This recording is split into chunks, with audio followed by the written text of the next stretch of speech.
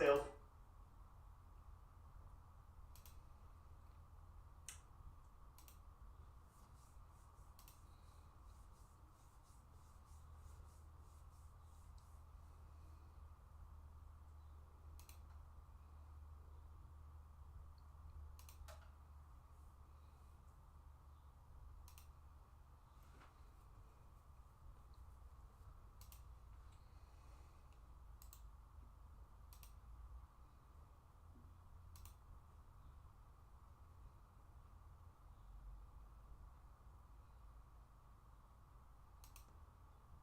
How's it going?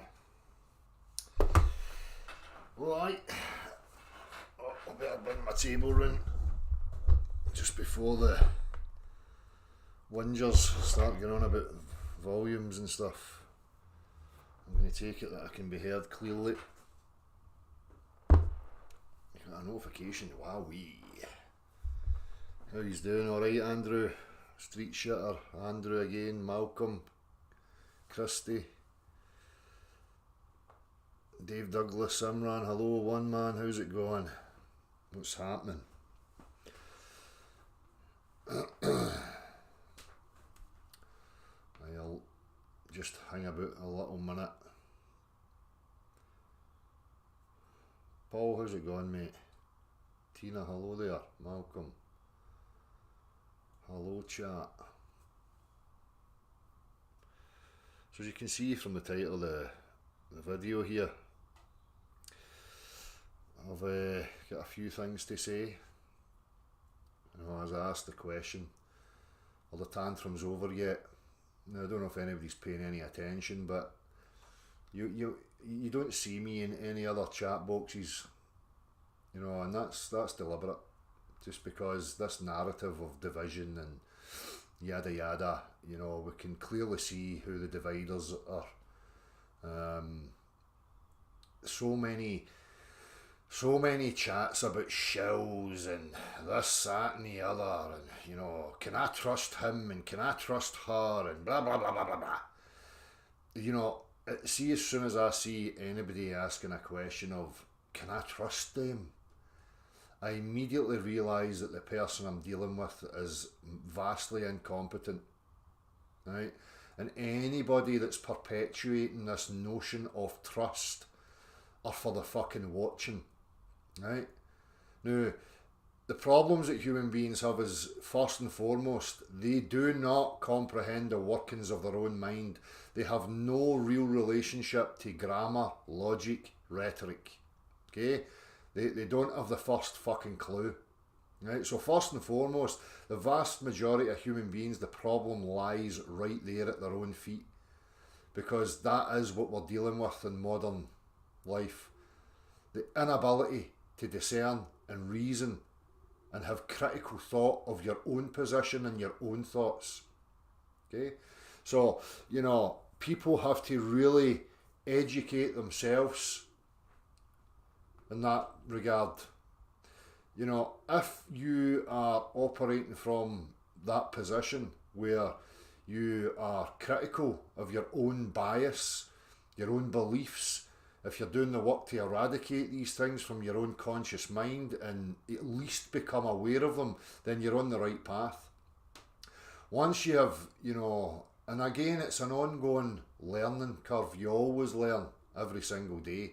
There's no ta-ra moment where you're going to be godly in your consciousness and be absolutely perfect. That's an absurdity. But you must strive to constantly work at it.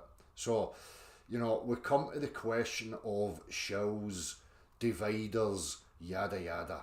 Now, anybody that's continuing that narrative of he's a shill, she's a shill, they're a shill, yada yada, that's all very well, you know, and I've listened to that sort of thing my whole life, you know, of who's the bad guys, who's the good guys, and this, that, and the other. And the majority of people are looking externally and looking to other people to influence that, right? See people that are not encouraging you to be discerning from your own position, encouraging you to be better at who you are in regards to how you think and what your thought processes are, and to constantly revise them, right? Then they're for the watching, because that's the root of our problems, right? This is never ever about trusting persons. There is absolutely no reason why trust of persons should ever be brought into this discussion. If you're out there looking for a person to trust, you're a fucking imbecile. I mean, I don't beat about the bush, and it might hurt your feelings, and it may be controversial and all this stuff that people spout out there, but it's the fucking barefaced truth. If you're looking to trust somebody, you're a fucking imbecile. And anybody else that's still pushing that narrative of making a relevance on who you can trust and who you can't trust, they're just as fucking dumb as you are. And some of them are not dumb, some of them push that narrative deliberately to try and perpetuate the bewilderment of the onlooker. Because if you are equipped with the tools that you should have, trusting of a person should never be in the equation. It should be totally irrelevant to you. So I watch these circuses rolling on, gathering up the dumb sheeple, the dumb masses, and cul-de-sacing them into little fucking groups, willy-nilly. And then you've got little participants in these groups running about, perpetuating us against them dichotomies and shouting about who's to be trusted and who's not to be trusted and this, that and the other. All these people are fucking imbecilic. As soon as you see any of that sort of performance, you should be immediately turning your attention away.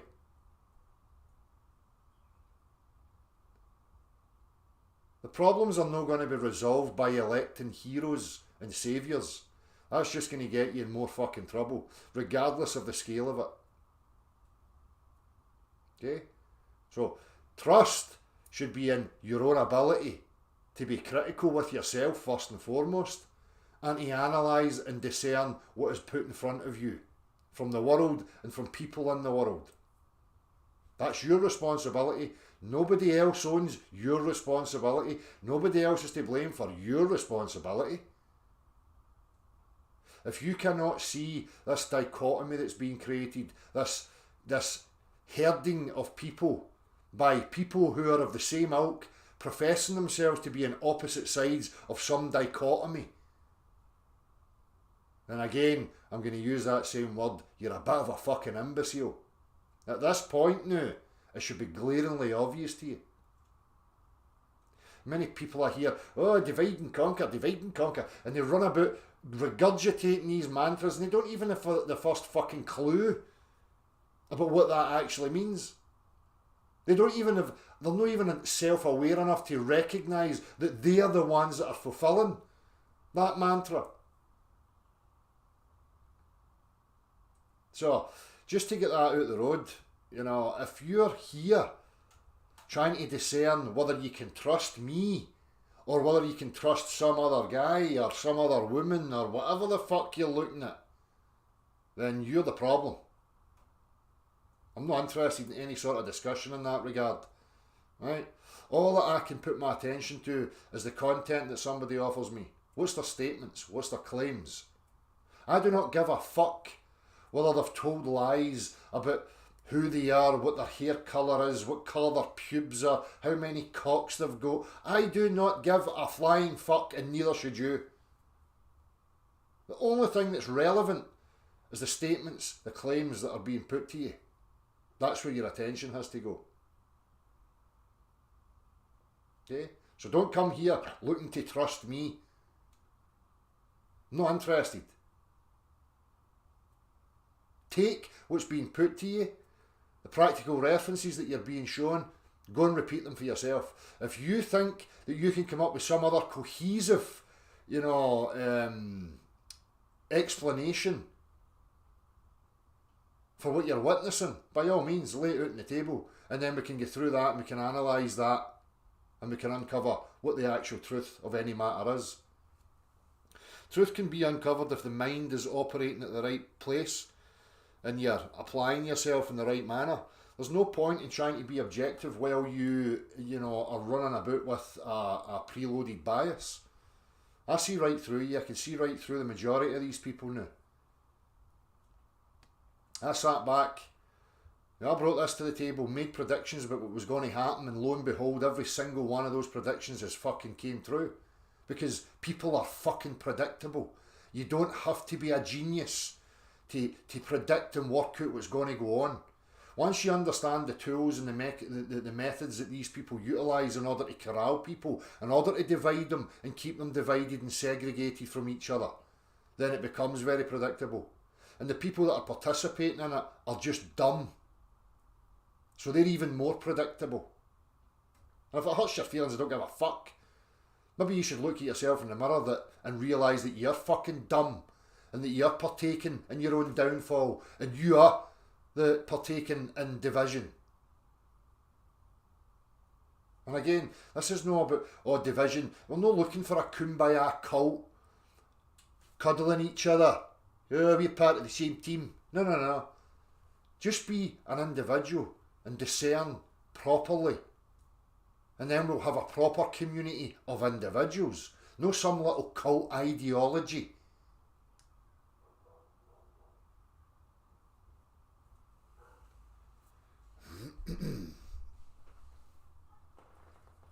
Spoke about this about fucking 10 years ago, and I look at different, topics online, and I still see the same shit.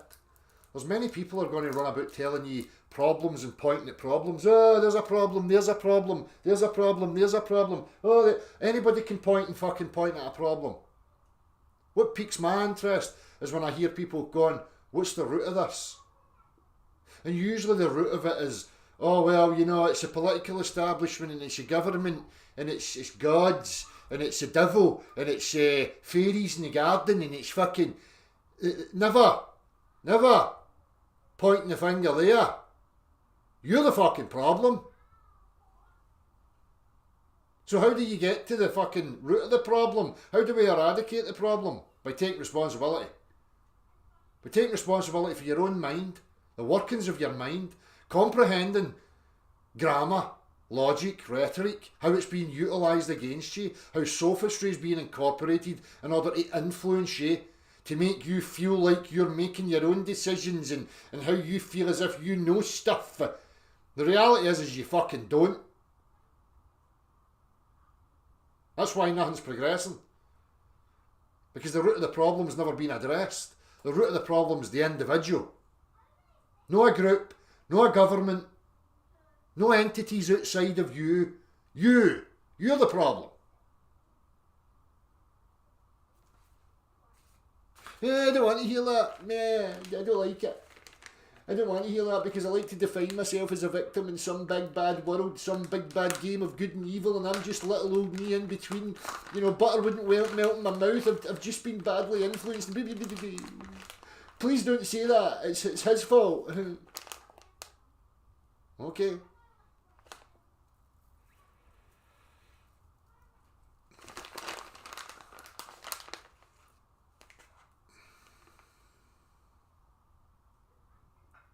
Shut up, McToon. Come on, son. Listen, people like McToon are another part of the problem. Pseudo-intellects, right?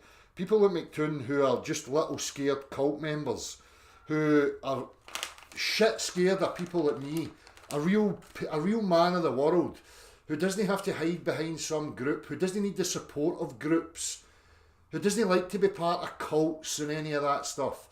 People like McToon, I pity them. They're just simps, right? People like McToon can step up here and have a discussion with me anytime they like. But the problem is that they have to hide behind certain aspects. They have to have security and comfort and have things, stacked in a certain way so that they don't become, exposed, because they're very, very narcissistic. They're very delicate. People like McToon cannot handle negative exposure. Right? Cannot handle the fact that he is wrong, the fact that his whole worldview is destroyed, because people like McToon's worldview, little idiotic mathematical model, relies solely, fundamentally, on the premise that there's a downwards acceleration. So, because he's so insecure and feels like These people are not going away. What I'm going to do is I'm going to go and act Billy Big Balls in a chat and make out that they have a presence and that Dell doesn't want to debate on some neutral platform. Listen, I'm not interested in debates. There only is one objective reality. I don't have a bias to defend. I don't have an ideology to defend. Go and find somebody else with an ideology that you can do battle with against your derpy worldview, son. This is where the big boys dwell. This is where men come to have discussions. No little fucking boys looking to argue and score points for their audience so that they can feel as if they're elevated in their own ego and that they're a somebody. I see through your weakness, wee man. Doesn't impress me. Does not float my boat. I am not the same as you. That's why you fear me. I don't fear you. Come and speak to me right now. Just don't make excuses and try and fluff your feathers to impress people in chat boxes. You're not going to impress me, son.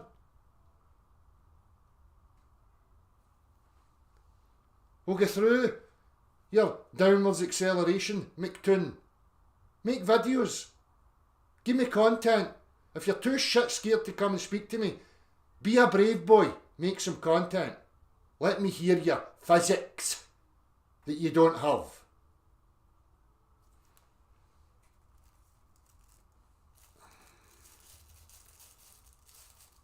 He's probably here because his wee cult member fight the flat earths in the fucking the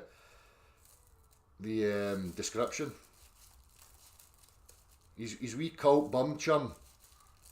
He's got some messiah complex. He thinks he's here defending bum chum. Craig, who sits there telling barefaced lies about people like me. You know? Just wee simps, wee fucking beta male, weak, womany fucking liars. Wee deceptive, twisted, fucking horrible inside weirdos. Their whole life's some delusion. You know, fantasy physics and fantasy social gatherings online, and they're just, as I say, they're just simps.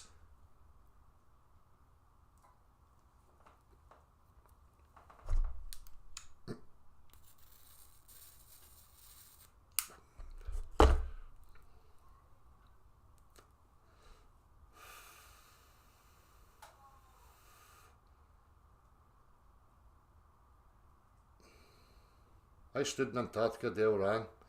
Not interested in Antarctica, McToon. Not interested in your dichotomy, son. Your model requires physical downwards acceleration. Let's leave the childish, optics to the side and get to real world physics, wee man. Let's come in here. I challenge McToon to come in here right now and have a discussion about real world physics. And the fact that there is no physical downwards acceleration in actual reality, that every single person here can test. You don't need to trust me, you don't need to listen to endless nonsense from McToon or Fight the Fat Tits or any of these gimps. The real world fact is that there is no physical downwards acceleration. That idiot's model requires it. That's the basis of his whole stupid religious worldview. Fantasy physics, fantasy beliefs, fantasy wants and desires about his reality, when in reality, it's very simple to show that it's a fucking nonsense. There is no downwards acceleration. The vector's that way, son. End of story. Globe destroyed. You lot ran away. Quick, quick. Oh no, the big bad man's figured it out. Oh no, we better make some nonsense up about the sun and how flares have a circling sun and how it doesn't work. Oh no, run, run. Well, little old me can sit here with a fucking bottle of water and destroy your whole world. Fucking warned you lot long ago. Warned you. Now look at the state of you. Look at the state you've got yourself into. Sitting there thinking you're all high and mighty above the flares. You and the flares are the same. Just as dumb as each other.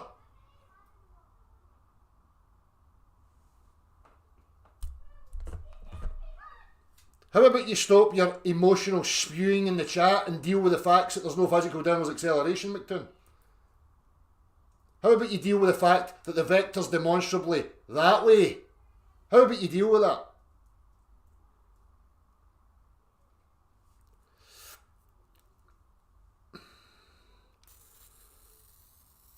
It is beautiful, Amanda. It is fucking beautiful and it tastes amazing.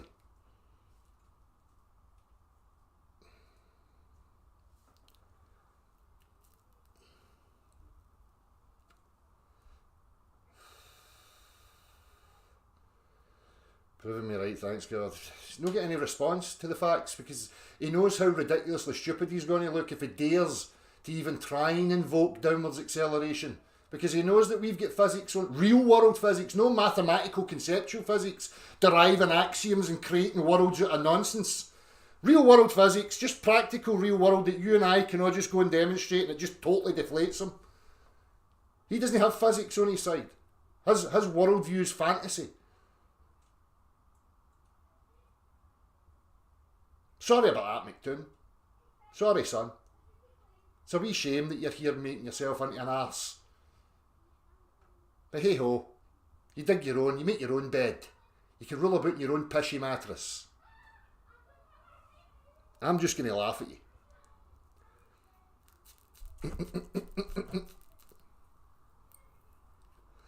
I don't need to go to Antarctica to prove that there's no physical downwards acceleration, McToon. What the fuck are you talking about, son? McToon thinks you need to go to Antarctica to prove that there's no downwards acceleration.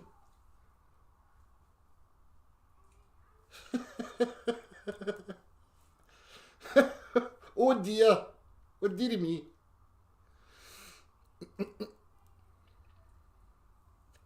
Did you think it was going to go away? Is that what you thought?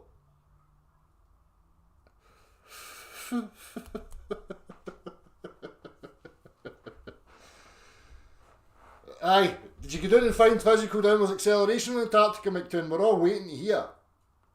Because all of us have discovered that there's no physical downwards acceleration. The vector's that way. Did you go to Antarctica and discover something different? No, but the sun does circles and stuff, she's.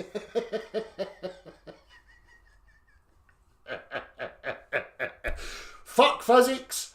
I don't want to know about physics, I just want to look at the sun. What's it doing circles and stuff?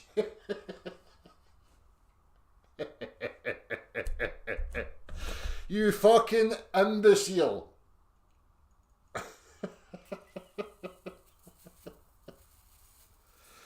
It's alright.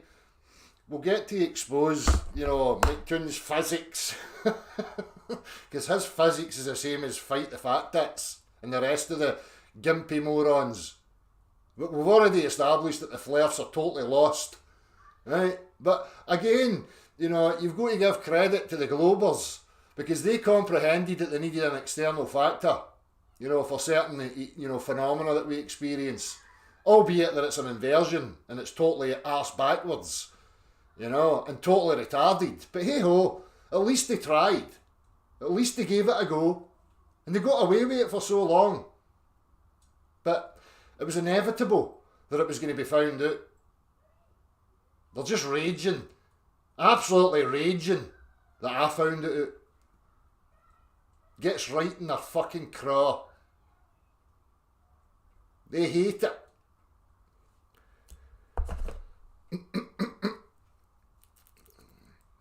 He's a budgie.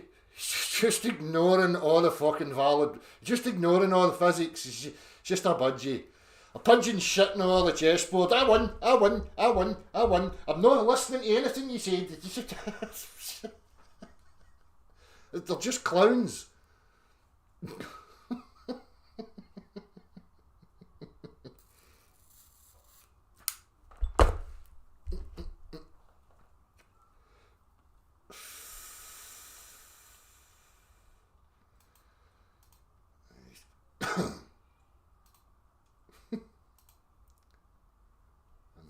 Up here just now. As I say, I put in the chat the title, the Tantrums over yet. Clearly they're not over. clearly the simps, the childlike, infantile cult members are still having a tantrum. You know, sitting there on their high horses, acting science. You know, as I've always said, let's define what you mean by science. What is your actual science? What category are you using? Let's define what you actually mean. You know, the reality is that they don't have anything real world. You know, they have formulated, you know, mathematical models based on interpretations of certain phenomena, right? But that's all they have. You know, as I've shown, you know, their whole model requires solely at the very base level before it gets off the drawing board that they require a downwards acceleration. And it doesn't exist. It's not there.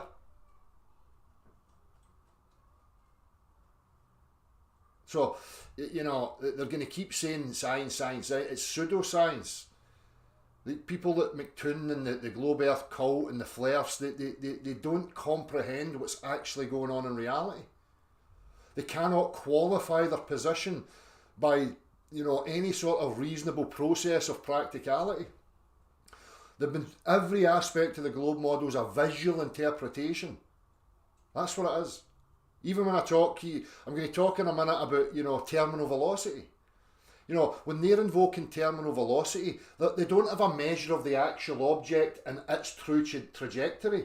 All they have is a relationship between the object and the Earth, right? That they are deeming as terminal velocity. But terminal velocity is not a property of the object being dropped. It's just their interpretation. We can all drop something and see that there's a relationship between the ground and the gap getting shorter, right? And they'll use time over distance, you know. But you're not ascribing that to this. That's not the value of this. You can keep asserting it all you like, but the fact of the matter is that these things show no physical downwards acceleration, and that's true physics. So you can establish the difference between how they've interpreted things optically and how they've created their interpretation. And you can lay it out. It's very simple. But the fact of the matter is that there is no downward acceleration. But we'll get to that.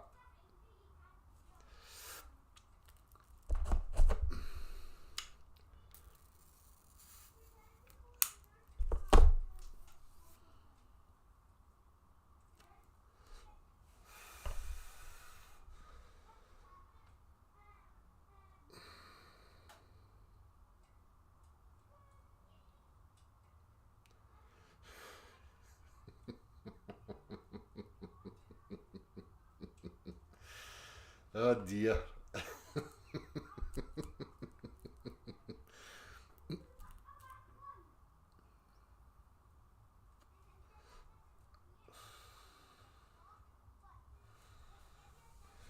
Exactly, Andrew. Water doesn't find its level, its displaced level as an orientation because of the motion. Exactly. You know, and these are very simple things that, you know, we can demonstrate. I mean, the globe depends on people being intimidated because they think they've got this big thing. Simple physics, it just blows it away. Don't be scared. Don't be intimidated. All they have is these personality types who have got, you know, been profiled. They've got a certain demeanour about them. They've got a certain way about them that's utilised to try and keep people in a childlike mindset. You know, I'll use the analogy. You know, you see the power of these things. If I go out into the street right now and I put a high vis vest on, right, there's an automatic reaction from people that view you as some sort of authority, and they will react in that regard. Now, people at McToon, it's just the same as like me putting the high vis on. They've got a certain demeanour about them. They've got a certain way about them, right, that's influential over a weak mind and can intimidate, right? But when they come against somebody like me, none of that stuff works. And they know it. So, you know, they're incapable of being real because it's all an act. Every aspect of them is a performance. When they come up against something real, they struggle. which is why they've got to desperately try and couch everything in this debate format so that they can get their wee security blanket, they can get the partition wall around them and feel secure and safe and have others there to protect them, because it's a performance. The majority of these people are profiled are narcissistic, sociopathic type minds. And it's just all an act. And they're there to try and bully, intimidate people into their fucking idiotic cult beliefs. I don't need to intimidate anybody. I can just sit here and have a rational discussion with you, and we can jump straight to practicality, which is non-personal, doesn't even require words, and we can observe what actually happens. So don't be fooled by them. Don't let them intimidate you, because they're no worth it. It's just an act.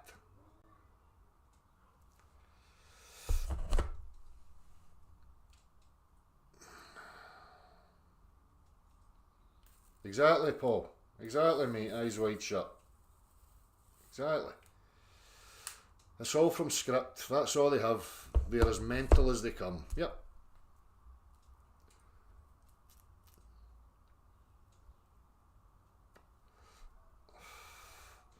And again, I'm still seeing this. You know, these people have made a living off of the backs of people that they've been belittling for the last 10 years, right? Now, according to these people, you know, they got the Ftfe to adopt some cartoon model, right? And now they've done this observation, and they're running about professing that they've won the world, that the globe has won the world, and yada yada. So why are they no shutting their channels down now? Why are they no walking? You know, if I've got a project out there, and I come to the end of it and I say, done, complete, end of, I don't constantly keep going back to it. I walk away and I go to some other project. So why are they still here? Why are they not giving gratitude to these dumb fucks that they've made money off of for the last 10 years? Where do you see any of that? Again, you see a measure of the man, right, by their content. Where's the gratitude? Where's the compassion and the gratitude and the respect and the appreciation for the people that they depended on in order to make them money? Huh? Did you see McToon making a thank you video to the Ftfes for getting them a trip down to Antarctica? Because again, if it wasn't for the Ftfes, McToon's little expedition to, you know, wherever they went would never have happened. So he got to go on a little joyride, an experience. Did you see him making a video thanking people? Huh? No, you didn't. Again, another measure of the man. Again, they can run about the tinterwebs, and again, I don't give a fuck about anybody else. I don't need anybody else to validate or, you know, fulfill me. I see them for what they are, and they know I see them. And I'm articulating it to you right now. Where is the respect and the gratitude to these people? Nowhere. So what does that tell you about them?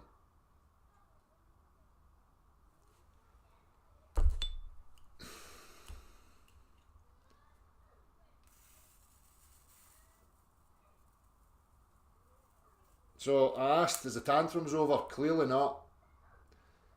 You know, the Ftfes are in a tantrum about various aspects, and now the globe earthers are in a wee tantrum because they want to assert that their sun observation somehow, you know, negates physics. Sorry about that. You can try and make it fit all you like, but you will never make your worldview fit without downwards acceleration. That's just a fact. It's an impossibility for your globe earth worldview to be true without downwards acceleration. It's not my fault. It's just reality. And you can cry and you can moan and you can take tantrums and subjugate and subvert and divert and avoid all you fucking like. It's never going to change. And that's the beauty of reality. It's never going to alter and bend because incompetent morons, little cult members, desire it to be so. The only tool they have, the only tool available to them, is to try and skew the individual's perception of what's going on in reality, because that's what they're about. The globe cult is a lying cult. It's not built on integrity. It's not built on any, virtuous attributes whatsoever. It's about lying, manipulating, belittling, predation. Little predators trying to get new cult members or keep their cult members by all manner of abuse. Well, they sit there and try and act like they're the arbitrators of logic and reason. They certainly ain't. They know how to manipulate logic and reason, I'll grant that. But they do not apply it with integrity and truth. As you've witnessed and you will continue to witness.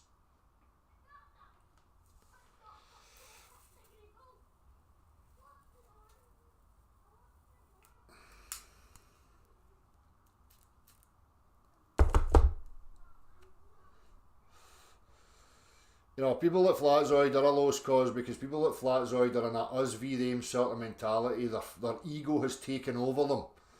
And there is no rational discussion to be had. It's done. I'm not interested in these people. None. I'm just going to bring my attention back to the globe earthers now. The Flares have made their bed. Right?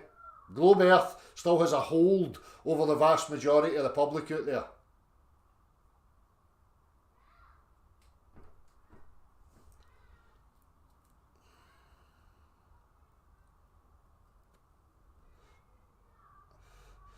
Said guy, I would give no attention. These are people that are trying to create a division in regards to the motion of the earth being an acceleration or a constant.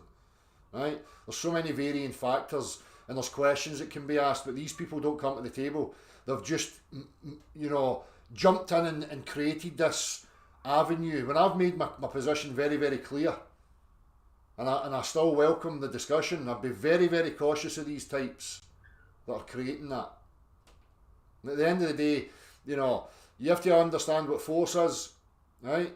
You have to understand that the vector's demonstrably that way and the process of how you can establish that. That's all you need to get to.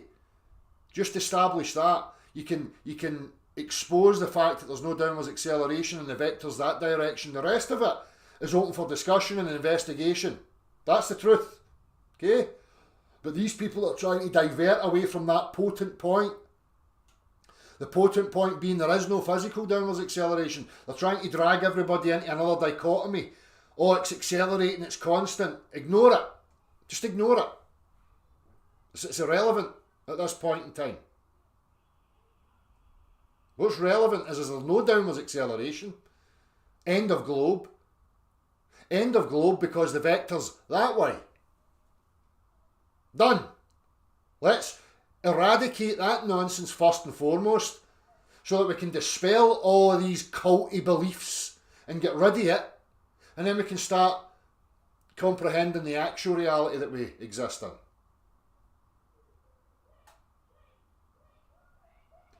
What's a vector? Magnitude and direction. It means that you have mass moving in a particular direction, a particular velocity.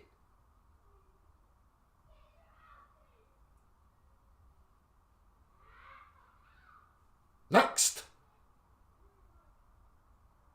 And again, I'm utilising these words because that's the words that we have available to us. Right? And I can articulate, the vast majority of comprehension of that. But I can reason with an individual and we can establish things using our own language if that's the way you want to be. Again, I'm no part of any mainstream cult. I don't draw on he said, she said. Doesn't interest me.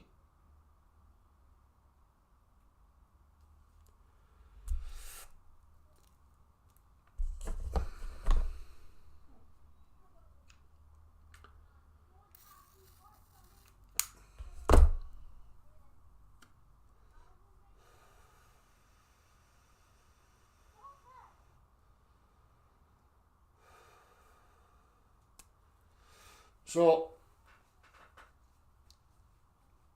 I seen that Fight the Fat Tits had Finishing Fin on. Finishing Fin's a channel that's came here a few times, and I can't remember. I don't know. Adam Finister.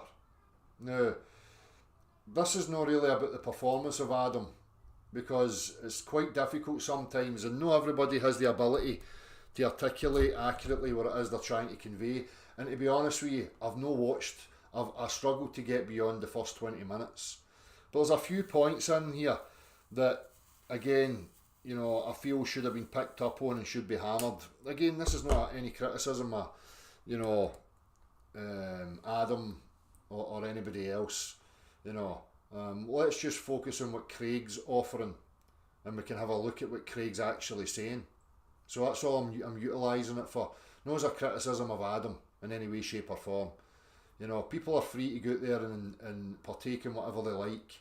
I just utilise certain things because I think it's going to be useful in regards to highlighting certain aspects for other people who may be, you know, trying to figure this out.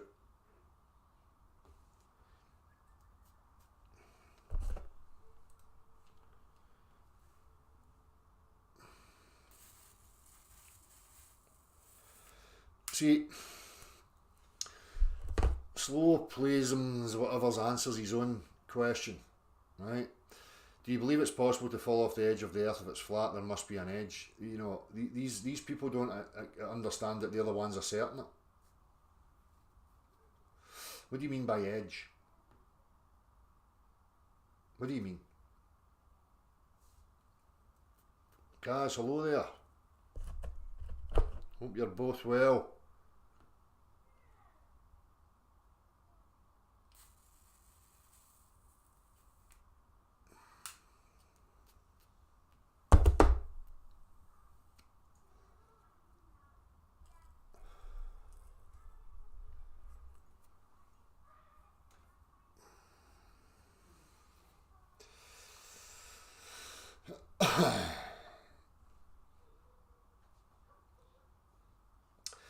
Yes, Natalie, I'm the same. I have been very disconnected from the whole thing, to be perfectly honest with you, because I can't really suffer it for any great length of time. There's very little in the way of kind of objective discussion and integrity and honesty being put on display. There's a lot of talk of shows and trust and this, that and the other, which, you know, should be alarm bells and red flags to people. You know, I don't comprehend why a grown adult is looking to trust some other person in regards to conveying what their objective reality is. I just, it does not compute in my mind. Right? I cringe up and I lose interest very quickly. There's very little content now that's stimulating for me, to be honest with you. If I'm not watching some sort of, you know, construction video or, you know, rebuild or, you know, some practical thing, I have very little attention span for it.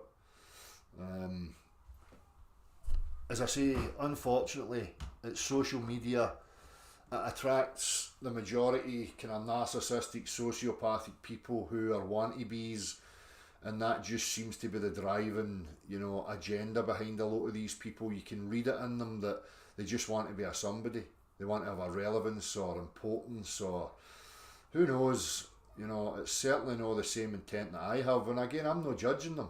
I can only convey who I am and how I see it. I pass no judgment in that regard. They're free to do whatever the fuck they like. Same as I am. I'm going to sit here and convey to you how I see it and my reasoning. Nothing would enthrall me more than to see intellectual honesty, and I would welcome that from any walk of life. I don't care if they're globers, flatters, concavers, triangle earthers, fucking, it matters not to me. What matters to me is that you have the ability to discuss openly, and to put your reasoning on the table so that we can have a look at the reasoning and we can walk through it and ask questions of it. It's that simple. That's my process. Always has been, always will be. That's how I find out what's what.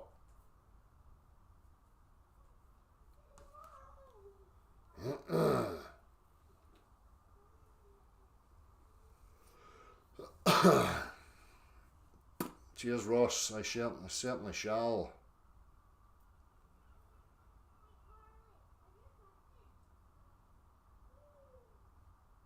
Keith has noticed you haven't been around much and mentioned today on ES stream. I think he misses you. What's ES stream, Andrew?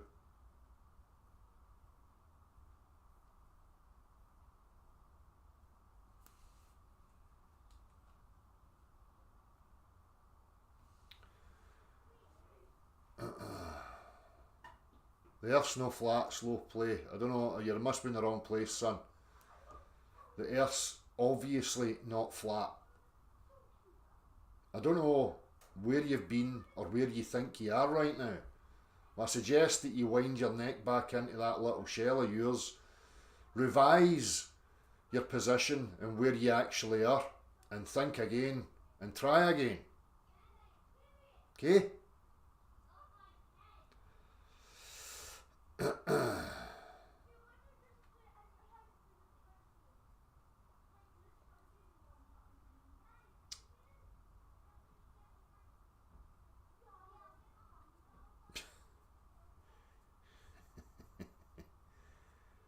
Look at the bikes, Thomas, and you can listen to me in the background.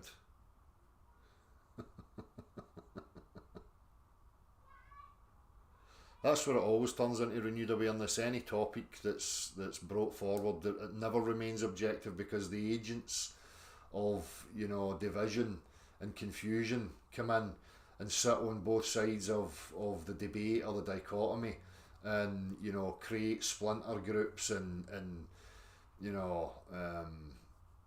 dividing walls between parties continually over and over, because again, as I said at the start of this, they comprehend that the majority of the people are just looking for a somebody that they can cheerlead for in some fantasy battle to win the world or some fucking thing. I don't know what goes on in their mind, to be honest with you, but it's something along those lines. People want to win and think that they're winning the world because they score a point against some other person. It's pathetic. It shows you how empty their lives are, and how needy these people are.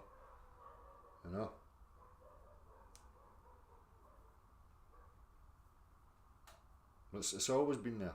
It's the same shit all the time. I spoke about this at the very beginning. Understanding the tools and learning the tools that these people utilise.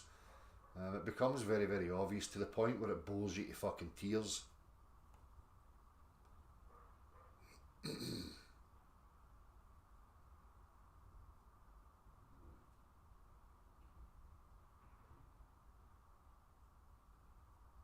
The Earth is flat. I don't know how you establish that. It's certainly no flat.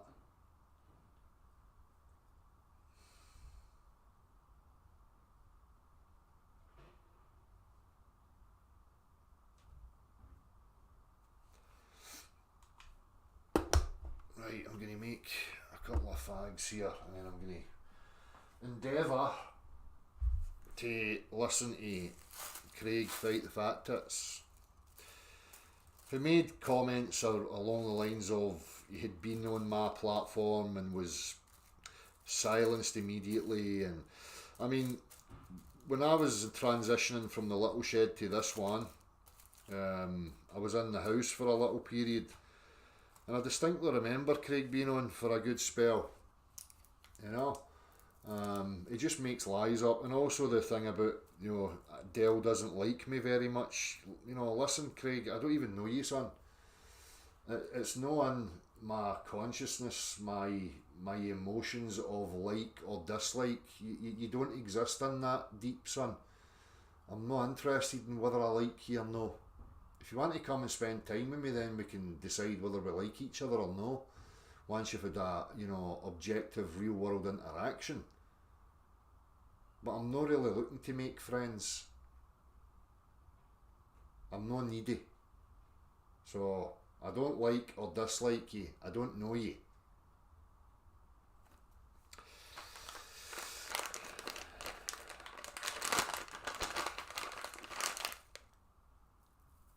I had little examples when I had the discussion with Craig.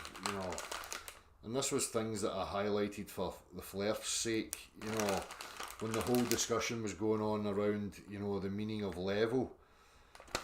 And highlighting it to people like Craig, and I let him say his definition of level, and I agreed with his definition of level, because at the end of the day it's a definition, you know, based on axioms derived in a mathematical arena. And that was it, you know. It's the majority of Ftfes will just say, no, that's not what level means. They don't engage at a level and say, okay, I listen and I accept your definition of what you're saying level is, you know, and that's fine to do so. But what you do after that is you say, okay, now let's go into the real world and see what the practical applications are for level. You know, things like that were never picked up on, and I still see the Ftfes engaging at the same level of nah and battling for the sake of battling without the articulation and the comprehension, or the comprehension and the articulation skills to be able to lay it out in that regard, because they don't do the work, because the majority of them are operating in fear also, and their fear is that they don't want to be exposed, so they just double down on a lot of things. I've watched a few of them recently, and they've been proven to be wrong, they've been shown to be wrong, and they don't concede, they just double down, because they're terrified of a wrong. And that seems to be in the psyche of human beings. You know, Marty mentioned this again yesterday when we were talking about, you know, the whole scenario of, if, you know, say you've got an intelligent person, and that intelligent person has 100 questions put to them and they answer 99 of them correct, and they get one wrong. People want to jump on that and deflate and poke, you get one wrong. Then you go to a dumb person who gets 99 questions wrong and answers one right, and all of a sudden people want to elevate them up. So these sorts of complexities, these sorts of layers of the psyche of humans are always there and playing out continuously. You know? So say, some of these Ftfes, they're just not worth engaging with.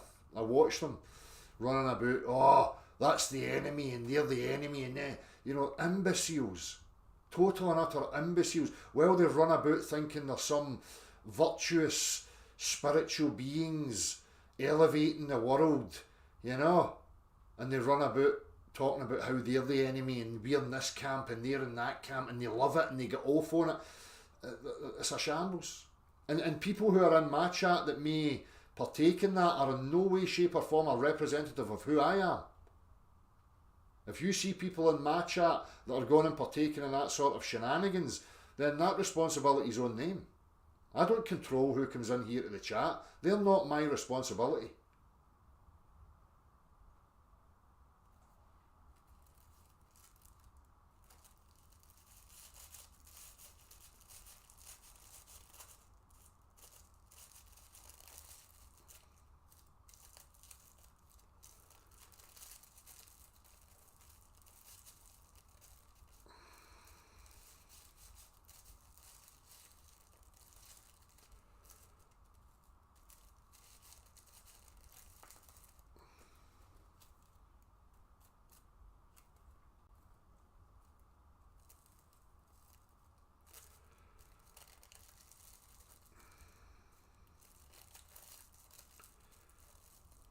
I've got the dry fingers, man. I've got dry finger syndrome. As soon as I put that wood burner on, the moisture in the fingers just seems to fucking vanish.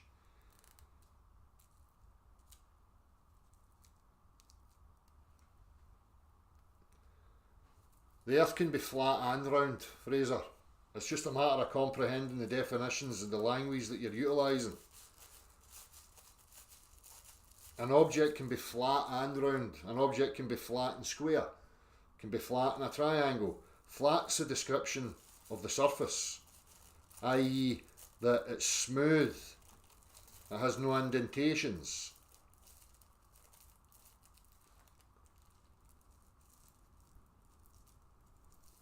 Level's an orientation.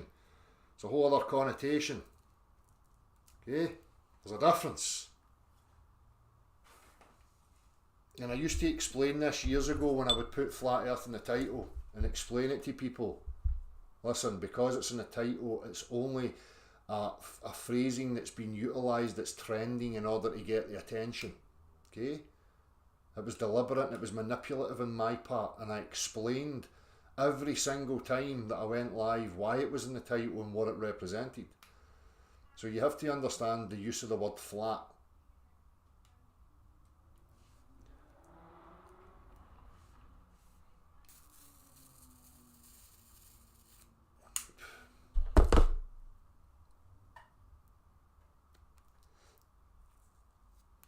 Well, that's the problem, Mick, and that's what continues to happen. Everything's so vague from both sides of the dichotomy, you know?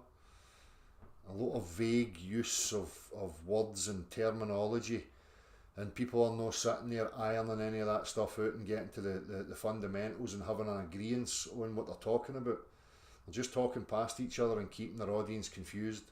Well, the majority of the audience are already confused. They're just, you know, cheerleading for the sake of cheerleading.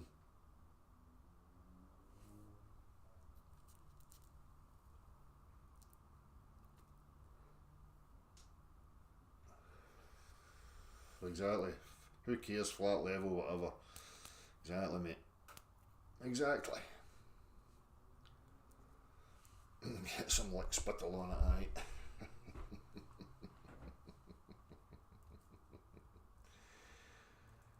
aye. Galactic Federation of Shite.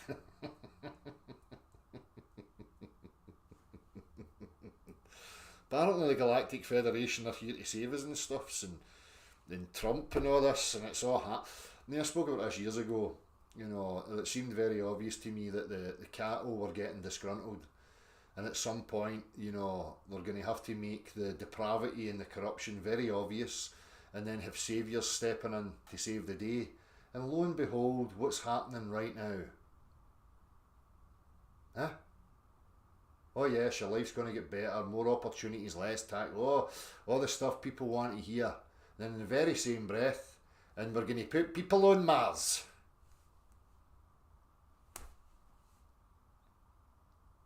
Because people don't comprehend that the game, this control game that's going on, is about keeping you in the confines, like any farmer. It's in the farmer's best interests that you stay within the perimeters that have been set for you. And if the animals are being abused and they're getting disgruntled, and we all know if you back an animal too far into a corner and you prod it enough, eventually it's going to lash out, eventually it's going to try and escape. Stockholm Syndrome only goes so far. Right? And you can see the game, because they're saying the things to appease the animals, to settle them back down, to give them what they want. Because the game is keep them on the farm.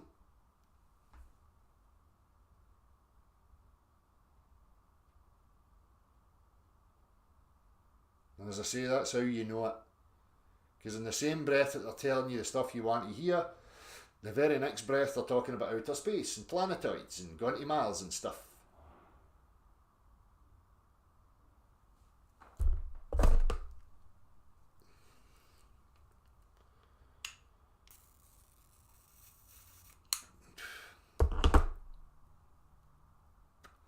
Because what would this game become if we had free reign to establish the actual reality of what we are within here, this machine, right? What would it look like then? What would people start to get up to? What would go on? Think about it.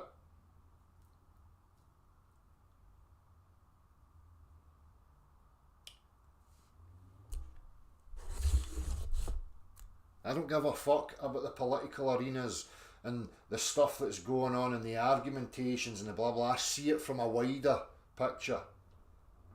The wider picture is as long as you're invested in the contents of the room, playing with the toys, sifting through the shit that they've gave you, as long as you're there sifting through it and arguing with your fellow inmate, that's fine. What they don't want is the inmates all getting together and saying, hang on now, we're on a farm here. We need to get out of the confines of the farm and see what the fuck's going on. because that's when they know the game's over. Make no bones about it. That's exactly what's going on. That's why you've got imaginary borders, imaginary dividing lines between muck. And if you want to cross over this arbitrary bit of muck, you need to produce papers, passport, restrictions, restricting your movement, monitoring your movements, keeping track so you, just like a farmer putting a little fucking bell round the neck of the cattle, making sure he knows that it's no one outside the confines. Because as soon as it steps outside the confines, alarm bells go and they immediately rush to get the animal back into the confines. Now, we don't have little cowbells. We have ideas. We have psychological and emotional influence. That's their mechanisms. That's their method of keeping tabs on their cattle. Because all they give a fuck about is keeping you here. Know what you're talking about. Oh, when you're shooting and murdering and raping each other and arguing about whose space daddy's the best and whose imaginary friend's the best and does Bigfoot exist and who done 9/11 and oh, is there giants under the earth and is there caves and is there oh, as long as you're arguing about all that fucking stuff, it's all good. Rather than realising, hang on a now, they've told us a lot of shite about the farm. Not the contents of the farm, the actual farm and how far it extends. As soon as you start going there, then we've got a problem.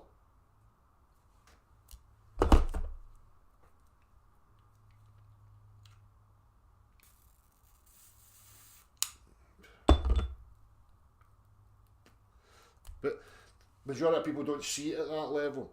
So that's why I get people coming to me and saying, well, you know, this political aspect's more important than the shape of the earth. For you, because that's where your mind's at. My mind's moved past that point, where I see that it was keeping me distracted from the next set of questions that takes me to the next outer perimeter of my mind. And again, that's fine. If that's important to you, then you pursue that whatever way you want. I guarantee you're not going to get anywhere.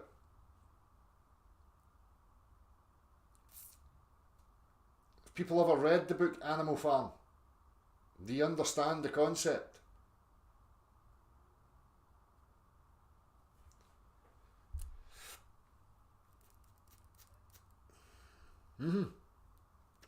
Exactly, mag debates. They don't even know they're in a farm, and that's the problem. They just assume that the farm that they've been told is the farm, and the perimeters of the farm are the perimeters of the farm.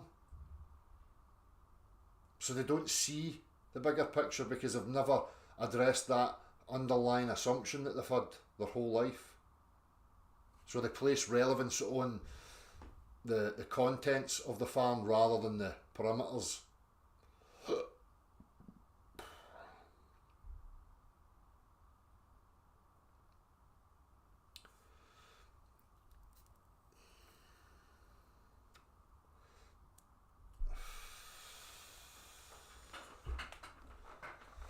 Most of the Antarctic lot never read the book, only the porn video, exactly. Our wee depraved, decrepit minds.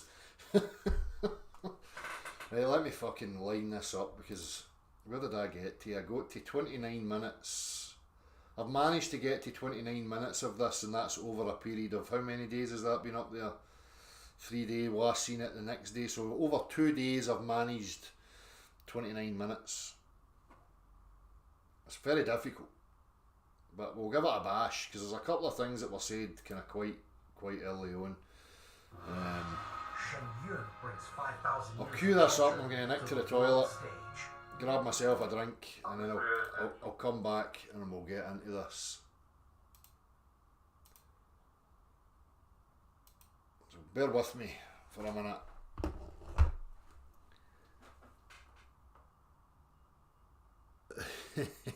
So team, I can bear it, Natalie, when I can pause it every 2 seconds.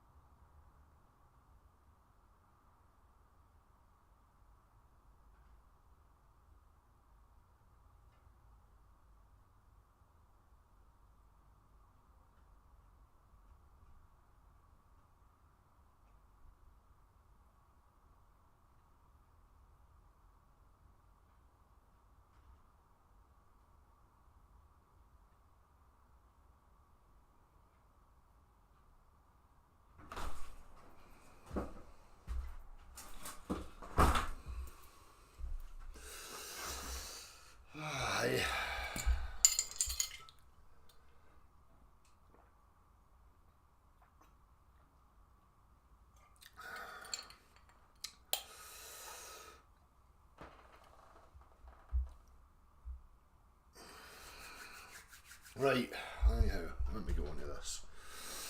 As I say, I'm just going to start it where I have it. I think there's a little bit of few minutes. You're just going to have to, if it's not your interest, it's not your interest. As I say, I'm not here to please. I'm going through this because I want to get through it. So we'll stumble through.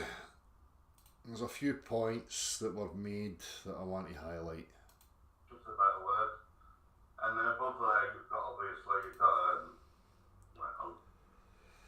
See, you know, and again, each to their own. This is in no way, shape or form any attack really on Adam. But for me, you know, your personal beliefs in regards to some biblical cosmology or whatever it may be, I think, you know, for me, doesn't do the discussion any justice and can cause a bit of unnecessary attention. Me personally, I would just leave that part out and just hit them right at the heart, you know, of the physicality aspects of reality. Let me just skip through a wee bit here because I don't know how long that goes on for. Or what is level at all times is the medium that we live in, and the medium that we see is the ocean. That's where you get your celestial navigation from.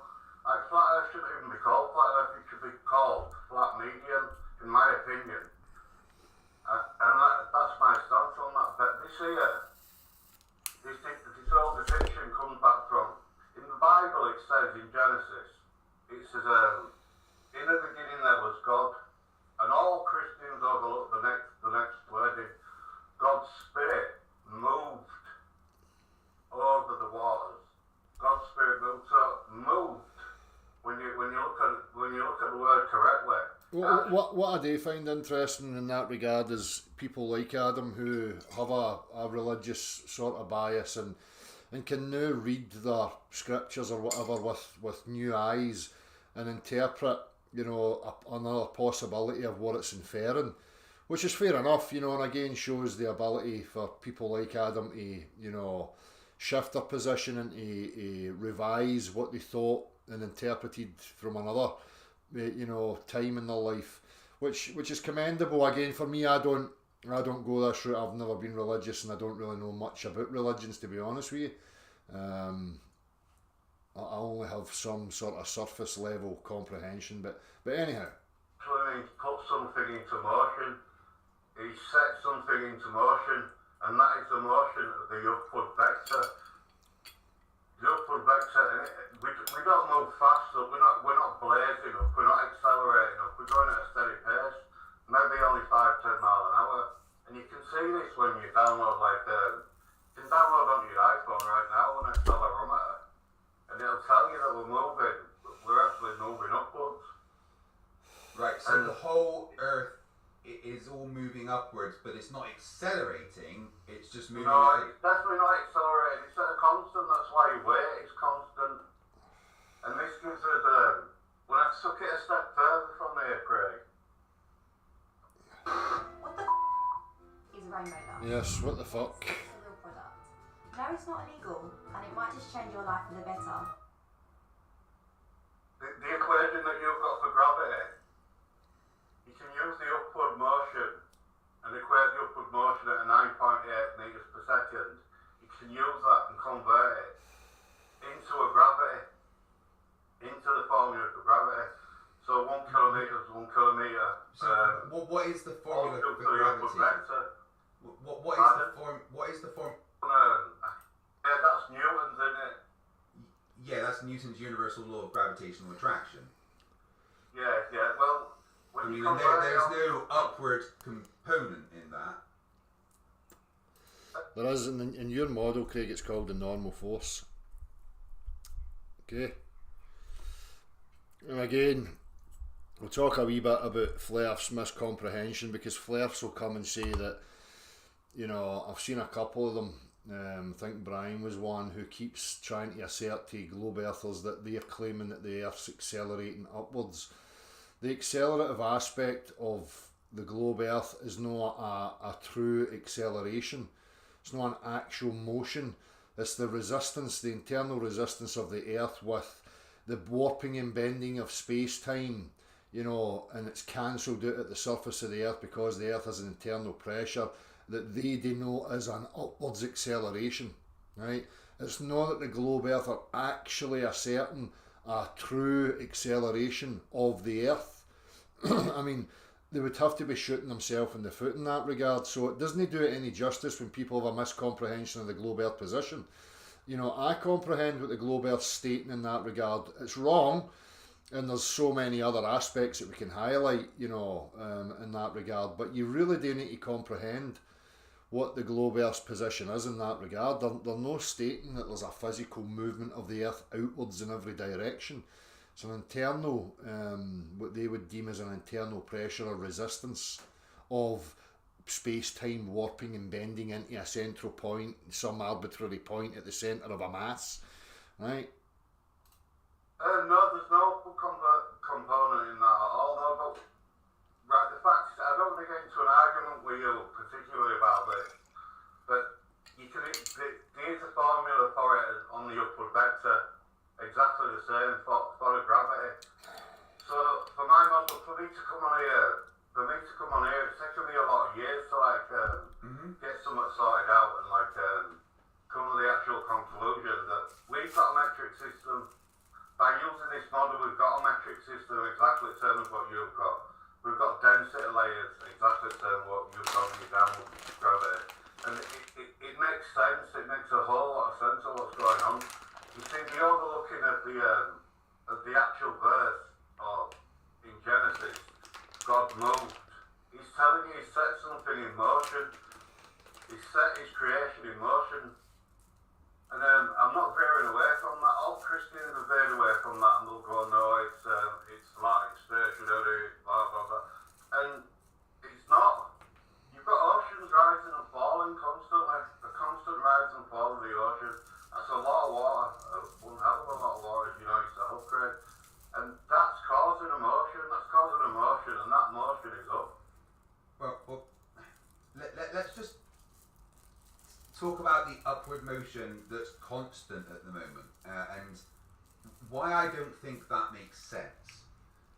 Because a constant motion wouldn't explain the things we have on Earth, like a acceleration. When I'm holding something and I let it go, it doesn't just go down at a constant speed. It starts at 0 and accelerates at 9.8 meters per second. So before we get to the acceleration part, Craig's assumption is that there's an acceleration downwards, and you'll hear him stating that over and over again, right? But we'll get to the root of Craig's interpretation and what the interpretation is rooted in. Squared. What you've got to do to try and understand it, is just block the bias out of your head, No. Right. There's no bias there. Hold on. We will get to points, as I say. Unfortunately, we're just going to have to, sift through this and see how far I can get. Right, we're rising up. All of this here that I'm showing on screen is rising up. So when you're sat there holding that ball, you're rising up. Okay, Adam. Right. There's no bias there. I wasn't having any bias. And to be honest with you, that would be a very, okay way for me to, try and depict, because again, the assumption is, and you see this from Ftfes, when we talk about the upward vector and they say, well, what about the planets? These people don't realise that they have a hangover from a heliocentric model where the Earth and planetoids are separate entities separated by no thing, or space-time, whatever the fuck, but they're separate units, where I don't see it functioning like that, and I don't make that assertion, and this is an assumption that's on their part, it's their problem. For me, and the way my mind functions, there is no empty space between anything in reality. So if I'm viewing things in the sky, luminaries, whatever, then in my mind it's quite clear that these things are part of the same system that we're part of.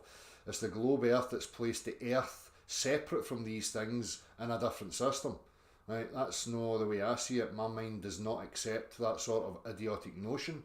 All practicality shows me that things are directly connected by some medium, form or another. There is no empty space, no thing between matter. Okay, these are preposterous notions dreamt up by fantasists pushing, idiotic religious stories, religions, creation stories of globe earths and outer space. That's their problem, and then Flerfs bring that to the table in regards to the motion vector and ask me questions about planetoids, not understanding that they still have the hangover of the Earth and the luminaries as being some sort of separate entities from each other. Now, no machine known to man operates in that regard. You do not have empty space between components. That is not how things function. You can have machinery with rotational and linear motions simultaneously, but at no point, and at every point, these things are intrinsically connected in one form or another, but at no point will you ever get to a point where there is no direct connection between them. If that happens to any sort of machinery, then the machine breaks down, does not function, does not compute.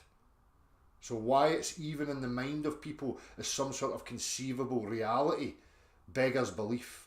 That's when you know the workings of the cult has done its job to get people to believe in total absurdities that contradict and defy their actual experience of physical reality. I was just looking at the universe, and give me a second, Adam. Give me a second, right? What I notice about the universe that I am in is that things don't go down at a steady rate. They accelerate. They start at 0 and they go down at 9.8 meters per second squared. That's not a constant. That's a relative relationship, and I'm going to touch more on this relativity part because Craig keeps saying it, and Adam never pounced on him for it, really, as so far as what I've seen. Fair enough, he might come later a bit on. But it's a relative relationship between the observer and the object. It's nothing to do with the object's true trajectory. It's true actual motion. It's a visual interpretation of the object and the ground coming together. Now, relative to you, the observer, you can interpret that as you let it go to your relative position, the object appears to go down. That's an interpretation, which is fine. And that has to be put on the table and understood and accepted and owned by those professing it as the case. They can't keep asserting that it's a direct measure of the object's actual trajectory, its actual physical motion from point A to point B, because when we do that, we establish that the objects are not moving physically downwards, but we'll get to that. Wait, let me finish. Adam, let me finish. Buddy, let me finish. Yeah. That wouldn't be explained by the Earth rising upwards constantly. We have to have an acceleration, not a constant speed. Do you see what I'm saying there? Yeah, but in free fall, there is no acceleration downwards. Yeah, but we're not in free fall wave, we're moving upwards constantly. Yeah, but that's because we're attached to the Earth. Yeah. So So if you're attached us to the Earth, and it's the Earth. motion.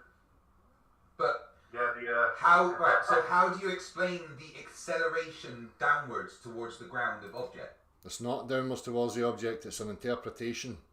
The phenomena of the object and the Earth meeting each other is their observed phenomena. You're interpreting that it's the object that moved down towards the Earth, Craig. And you're going to highlight that and try and be sneaky in a little minute when you keep saying to Adam, relative to you. And this is where people have to pick up on it. They don't accelerate down. Well, they do. Oh, you mean when you sat there and you let it go? Yeah. When you sat there and you let it go, it's not accelerating down. Yes, it is. It goes from 0 to faster than 0. That's an acceleration. See, there's so many assumptions. It's at 0. Relative to you, even Craig would be correct in regards to, a relative interpretation. If we, are on an Earth moving linearly at a set rate, you know, that you can perceive it like that. And you can start that when you release the object, you're from that starting position, you're saying it at rest or zero. But that's relative to you and the contents of the reference frame. That's the difference. But the reference frame and all its contents have a velocity. But because you're at the same velocity as the object you're holding, you can now define that as at rest or having zero. Right? But it doesn't have true zero. So it's not truly stationary. Relative to you, that it's stationary. Just like you understand if you're travelling along in a car and you're holding an object in your hand, relative to you and the other contents of the car, it's not moving anywhere, so you can say it's at rest or it has zero. But you know fine well that the whole car and its whole contents are moving at a velocity of, say, 100 miles per hour. Right, so if I dropped whatever it was you're dropping out of a plane at 4 mile up, it would go down at 9.8 meters per second squared. It would go from 0 to whatever terminal velocity is. And this is where the globe trips itself up, because that would be a claim of a true acceleration. Now, true acceleration, you know, happens because of force, and force applied to matter shows us the results of said acceleration. So force, again, we have to understand, force is simply motion, because in order for any matter to move, some other aspect of matter had to be moving in order to impact that matter to make it move. Okay? So force is motion. I forget where I was going, let me just go back here. Which is a summation of forces with a downward acceleration. Yes, so Craig's asserting that, you know, from 0 to accelerating. Well, when true force is at play, i.e. motion, then we witness what happens to matter. There is no motion of any matter that can directly affect other states of matter simultaneously in order to accelerate them all at the same rate. So you cannot have a piece of solid moving that can now accelerate gas and liquid at the same rate, because there's going to be a displacement between those different materials when true acceleration is at play. Now, when we put things into free fall, we do not witness the results of true acceleration in the claimed vector. That's not what happens.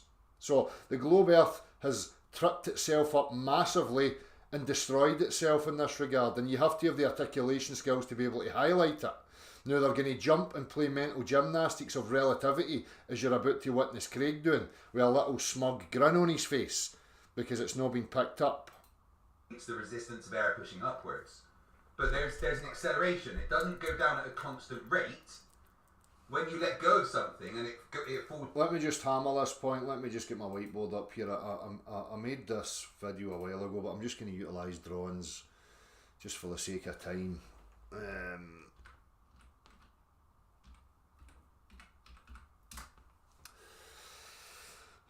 me see here.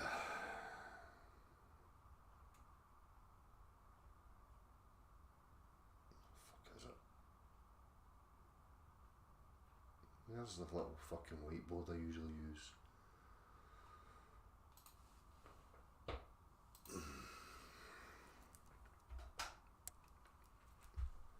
There we are, let's see.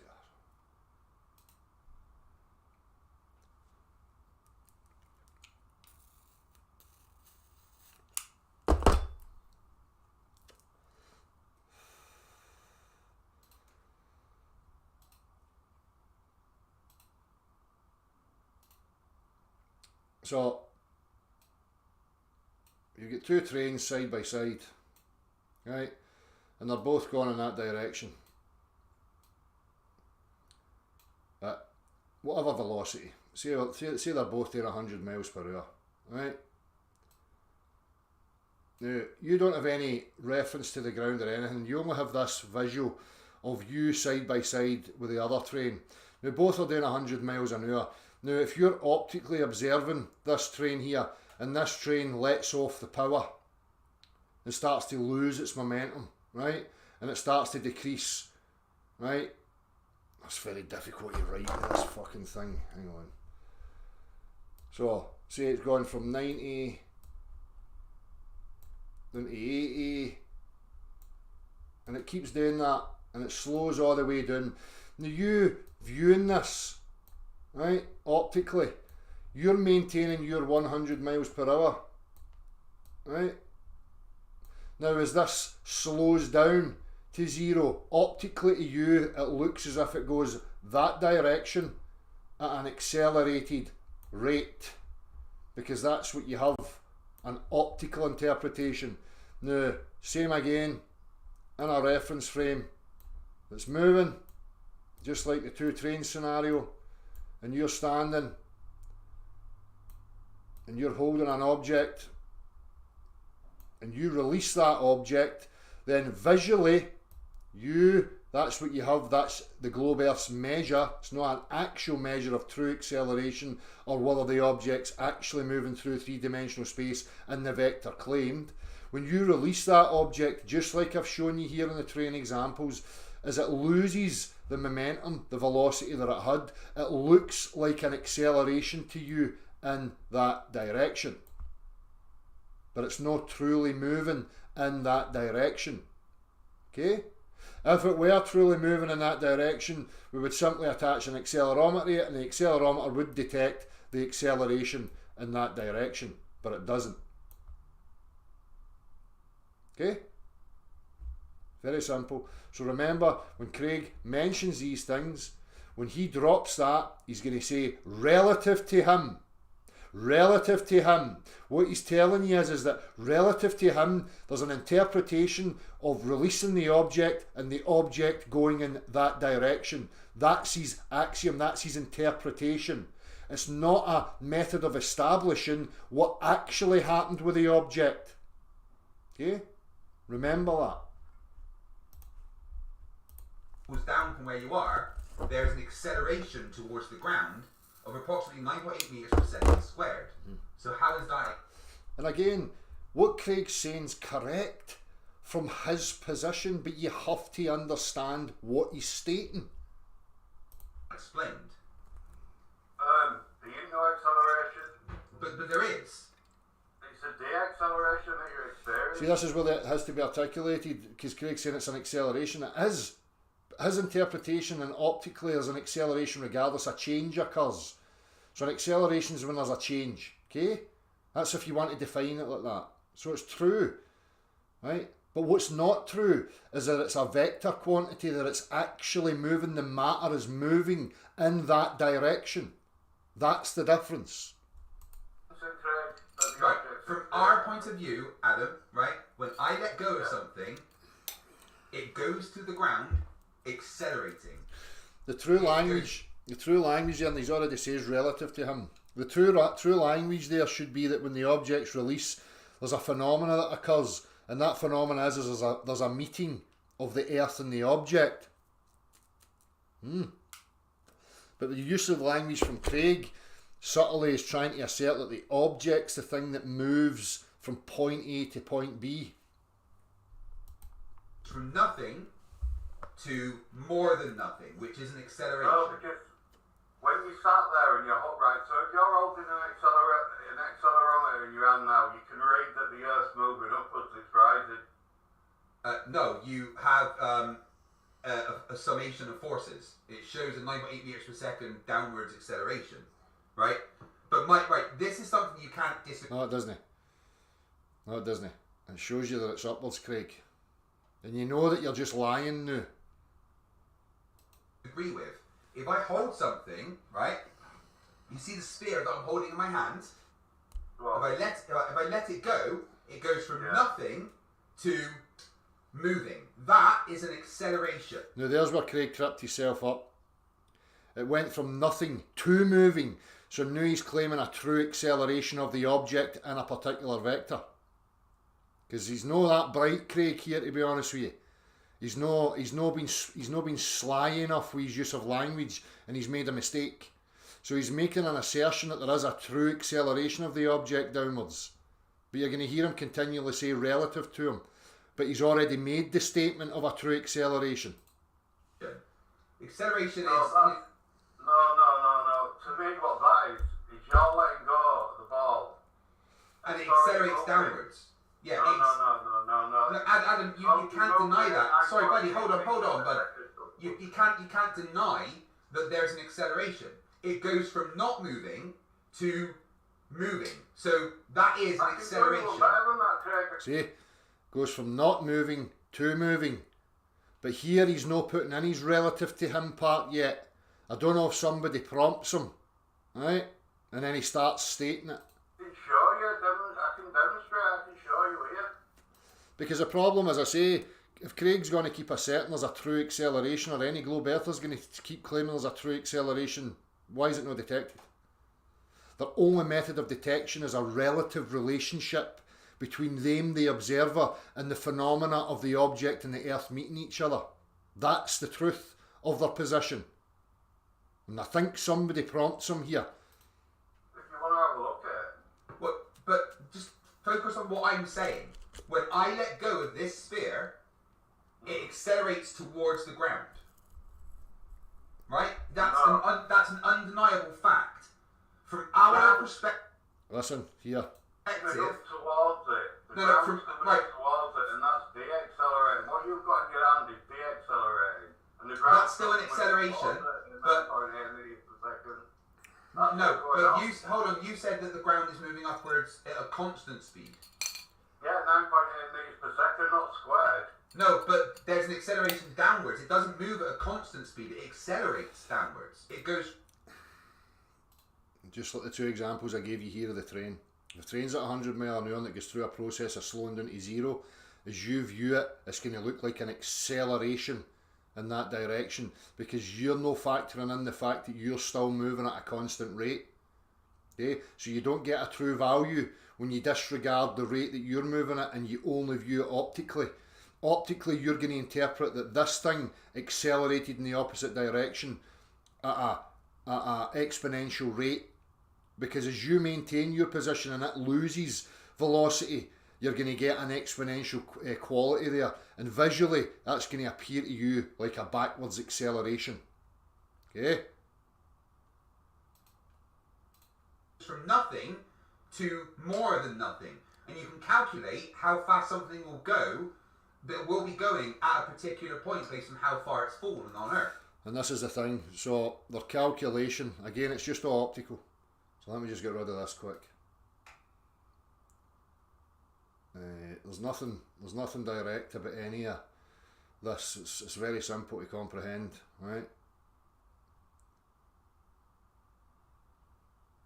Fuck it, don't need to do that a lot, right? So, see, you've got a scenario like this, right? So you've got little devices here, right? And these devices are all the way down to the ground, right? Just markers, okay? Now, this frame of reference has got a velocity, right?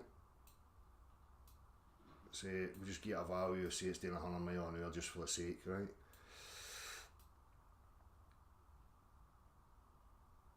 Now, if you've got an object that you release, okay, and that object has a device in it that's linked to these integer points, right, so a little magnet ring or something that picks it up, right?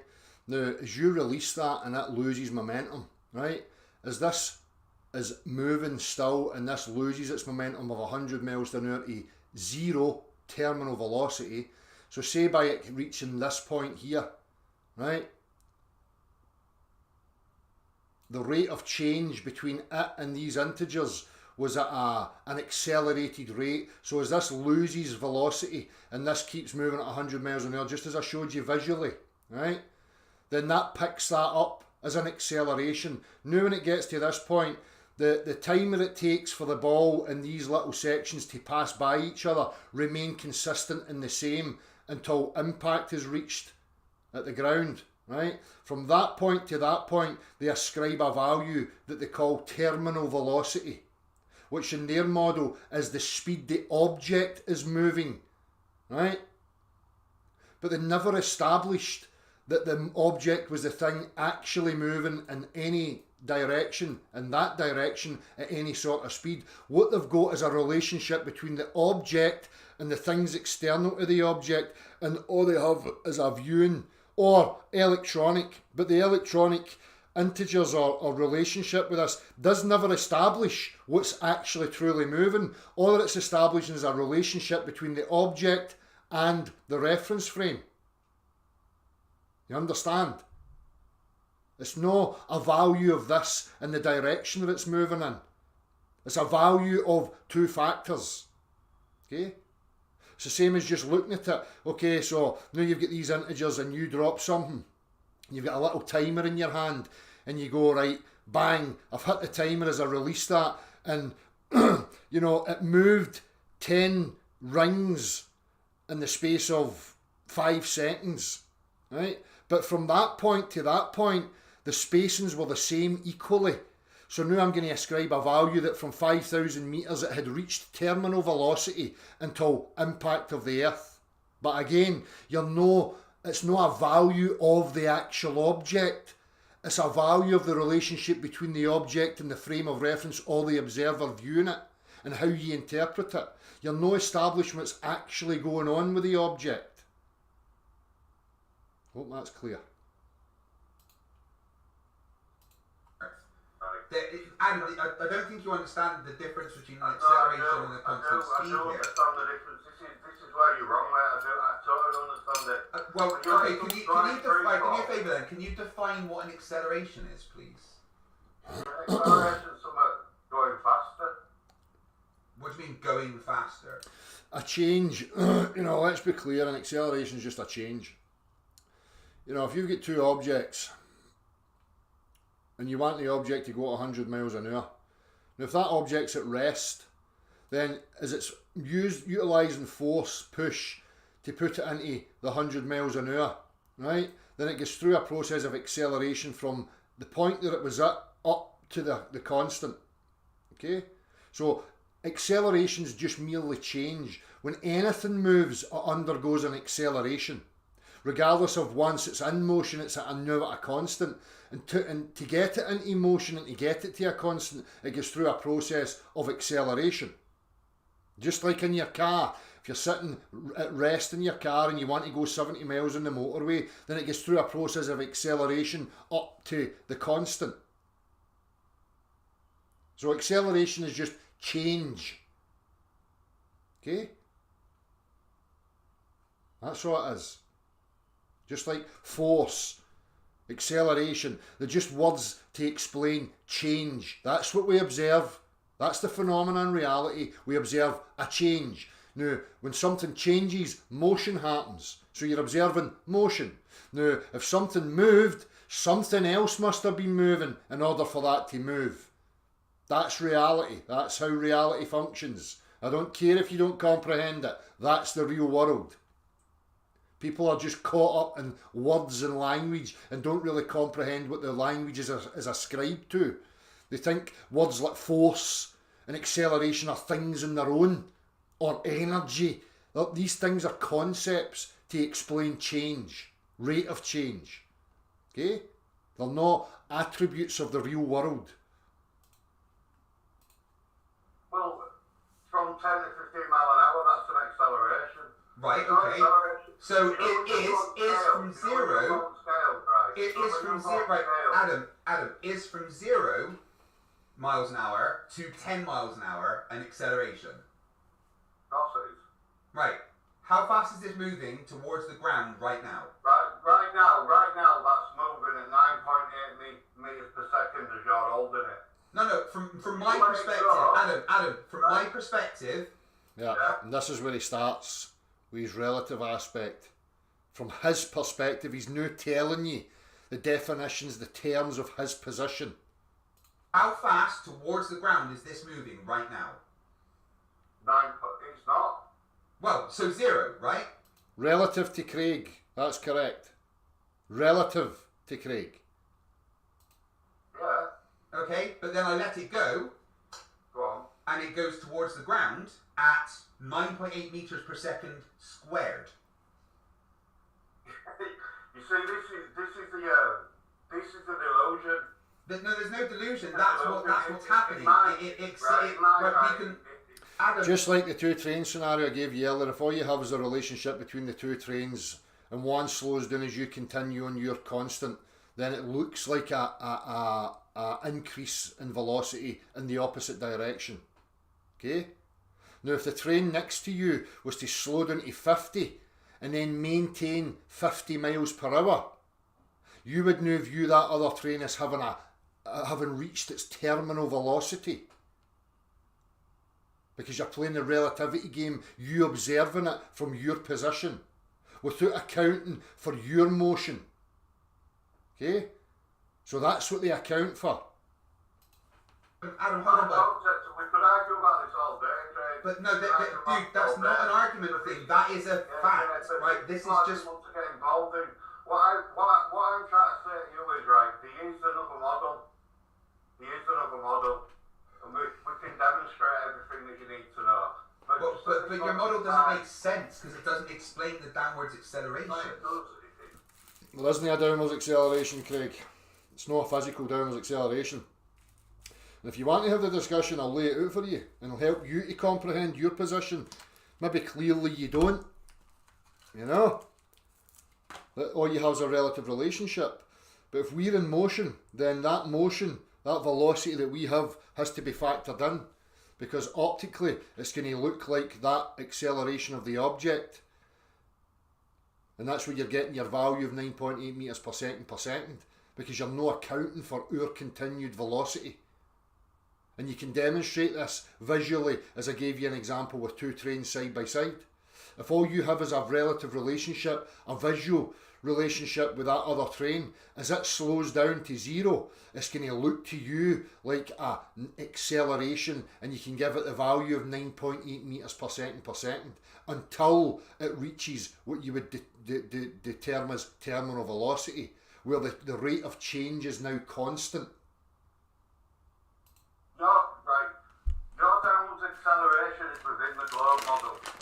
No, it's within reality. It's accelerating towards the. From my point of view, this sphere accelerates towards the ground at 9.8 meters per second squared. That is what I am experiencing at this point in time. Yeah, see, as I say, this is where the sneakiness comes, because it's a relative relationship, right?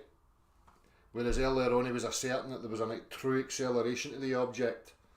There is no true acceleration to the object. If there's true acceleration, it's detectable, Craig, and you know that. And this is where the globe earthers are going to show how disingenuous they are, right? Because we all know if there's true acceleration, true force at play, something moving in a particular direction affecting other matter, we get a displacement of the materials. That's what we depend on when we create things like accelerometers. Because there's no force known to man that can accelerate simultaneously various states of matter in lockstep with each other.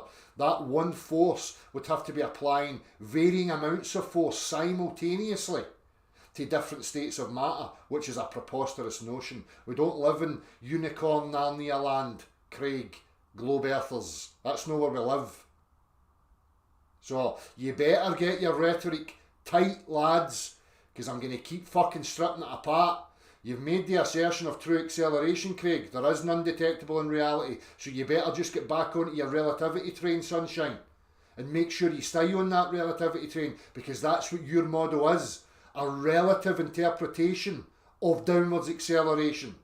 Nothing to do with the object actually accelerating to the earth. Make sure you've got that ironed out, sunshine. Up your game. Right, so do you think when somebody jumps out of a plane?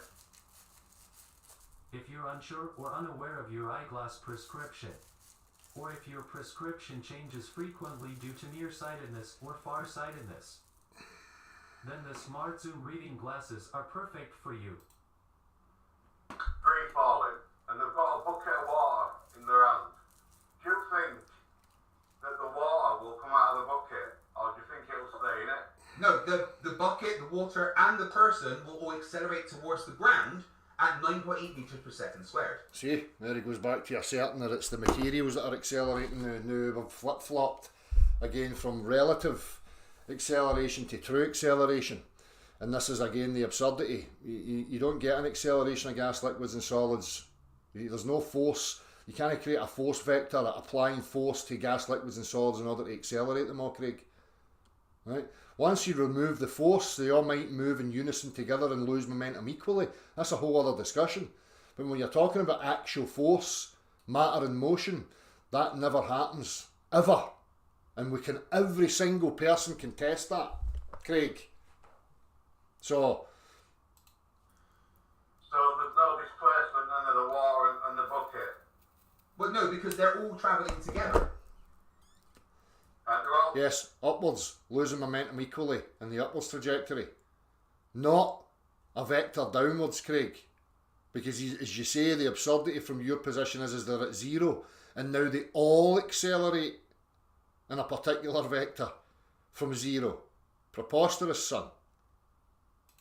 travelling together going Yes. down at 9.8 metres per second. Is that what you're trying to say? Square. 9.8 meters per second squared, yes. And because- how are you measuring that? Distance over time. Yes. Well, for an acceleration to happen. So I changed distance over time, the relationship between the ground and the object. Telling you. Right? Which is an interpretation. You need displacement. So No, you your don't. acceleration You going don't up need to go displacement, up you need that a water. force. Yeah. Acceleration is Yeah. mass and force. Hold on, Adam.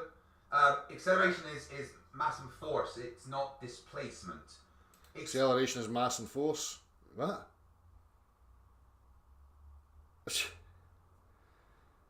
Change is observed, Craig. All you have is change. Force is explained in your mathematical models as mass times acceleration. So the word force is merely a word attributed to matter and motion. Okay? Force is not a thing of the world. It's not an entity in its own right. Okay? It's a derivation of matter moving. Now the cause of matter to move is other matter moving and contacting said matter in order to move it. Okay? That's the whole principles of all machinery, all mechanics, pivot point, fulcrum, leverage, Craig. You keep professing you're some engineer, yet you don't comprehend this shit. Try and show a bit of intellectual honesty, for fuck's sake. Acceleration, No. right? Acceleration is just distance over time, dude. That's what acceleration is. So a car accelerates from 0 to 30. That has accelerated. There's no displacement. Yeah, there is. That's how you know if you're accelerating or not. Yes, if you put an accelerometer on a car and accelerate it from 0 to 30, it will show you the acceleration. Because that's what happens when there's true acceleration at play. No, you know you're accelerating because you have increased your relative velocity over a time. So over this distance. Now, if you want to analyse it optically, then you can do it that way, Craig. But if you put an accelerometer in, you could put a basin of water in a car and detect the vector. Right? So you can play mental gymnastics and keep jumping. You're not going to escape. I've increased your speed in a certain amount of time. That's how you calculate. As you're free falling and you've got a bucket of water in your hand, if you're accelerating down, Craig, there'd be a displacement of that No, water. no, because that bucket and that water, right? That water, that bucket, and you are all accelerating towards the ground at the same time. I mean, even just that statement, how preposterous is this? You know? You, a mass, other mass, different materials, gas, liquid, solids, all accelerating, which means a force acting. Now, a force is something moving in a particular direction, impacting other matter in order to cause what we would witness as displacement. Yet, in free fall, when there's a claimed true acceleration, we witness none of these things. But we have to accept it because the mad cult wants us to accept it. I don't bloody well think so. Right. But I want you to just focus on this sphere in my hand, right? Nothing No, else. I'm not doing that. But this is reality. This is reality, Adam, right? This is reality. Right now, I have this sphere in my hand. This sphere Right, well. is moving towards the ground at 0 miles an hour. but then I let it go, and it goes towards the ground, getting faster and faster. See the way he keeps asserting? It moved towards the ground, getting faster and faster and faster. See how he flip-flops? Right? Doesn't he really comprehend what the fuck he's talking about here and how he's actually putting himself in the shit? Right? He should have just stuck to his relativity interpretation rather than asserting a true physical acceleration. Faster as it goes. That's an acceleration. No. That's just happened. I just watched it. It's not just happened, you have just watched it or measured it, or you just said it. No, Exactly, Adam. Exactly, Adam. He's just stating it. He's not measured anything. He's claiming a true acceleration, and then his method of determining it is a relativity, a relative relationship, not a measure directly of true acceleration. Just watched it. It went from 0. It's not moving right now. And this is Craig just constantly asserting. He doesn't understand. To it moving. That is an acceleration. You're holding the ball and you're already moving. No, relative to the ground. Relative to the Ground's ground, still moving Adam. upwards. Yes. Oh, Yeah, but relative to the ground, this ball isn't moving at all right now. yeah, but when you let it go, When I let it go, it accelerates towards the ground at 9.8 meters per second squared.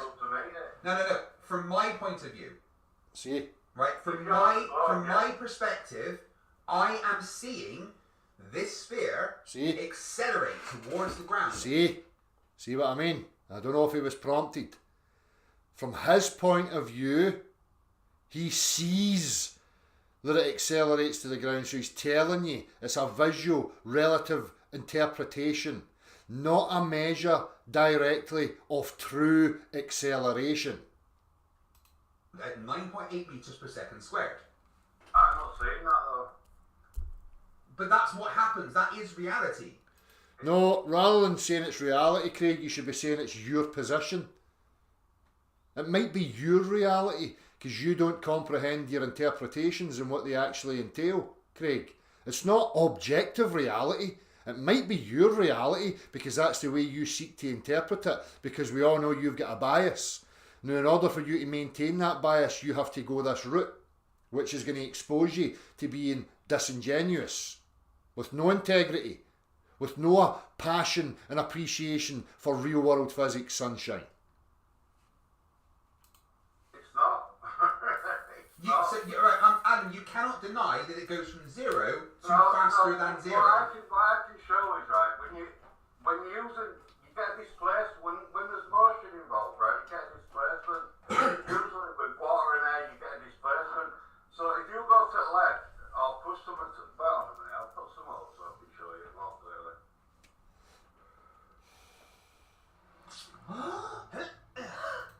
Yeah, let me just have a wee break for that. This seems to be kind of up to as far as I had gotten with it. Because it just wasn't moving past that point. I feel as if it could have been moved past that point, by hammering in on these aspects of, relative interpretations as opposed to, establishing true acceleration.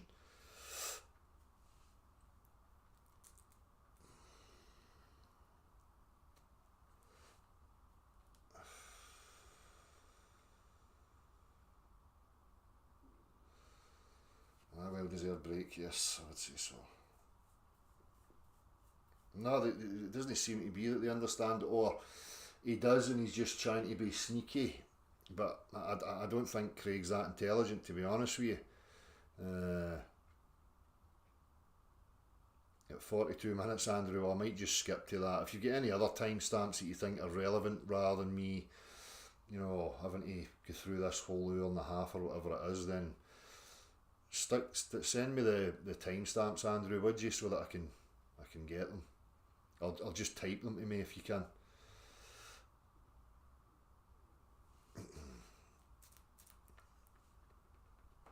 Oh, you're there, Adam. Nice one.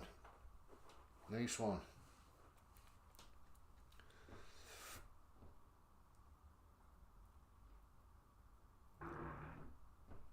Have you changed your name then to Wire Blues? Is it no finishing fin anymore? No, it's wire blues. I'll need to remember that because I might skip past it if it comes up in the recommendeds.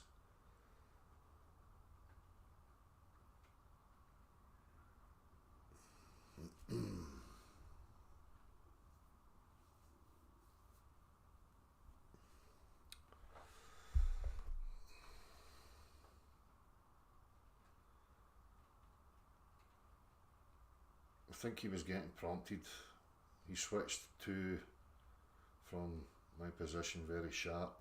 Aye, from his position exactly. That's what I noticed, RJC. Don't know if he was prompted in that regard or the penny dropped from. Maybe. Who knows?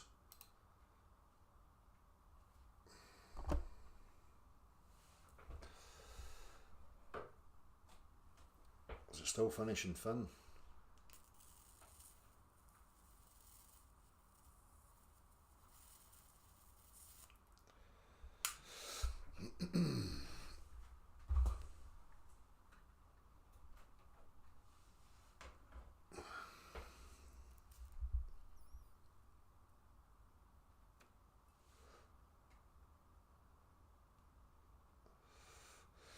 I said, guy, because as soon as the force is no longer detected, as soon as it leaves your hand, because you're the force, it's the same in free fall, you know, and people talking about the deceleration rate, you know, well, we should see displacement, but we're not talking about a force acting, and anybody can witness that, you know, you can throw something and you can see a displacement, as soon as it leaves your hand, boom, that displacement ceases because the force is no longer acting.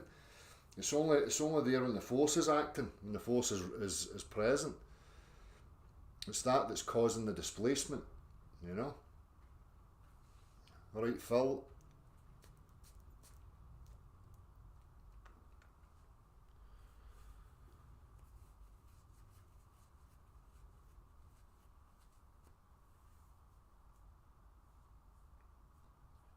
Exactly, William. That's exactly what I've been highlighting here. That it's a relative relationships and interpretation of the object and the ground meeting each other. It's not a process of establishing whether the object has truly moved in a vector from point A to point B. And that's the globe earth are weak in that regard. They know this, and again, they know people like me, people like yourself are aware of these things. So they don't want to have that discussion. Or if they do have that discussion, they just try and steamroll and avoid and play all the usual games, you know.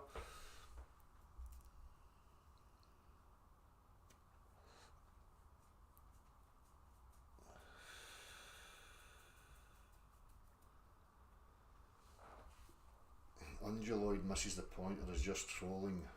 Who's Unguloid? I'm not seeing Unguloid.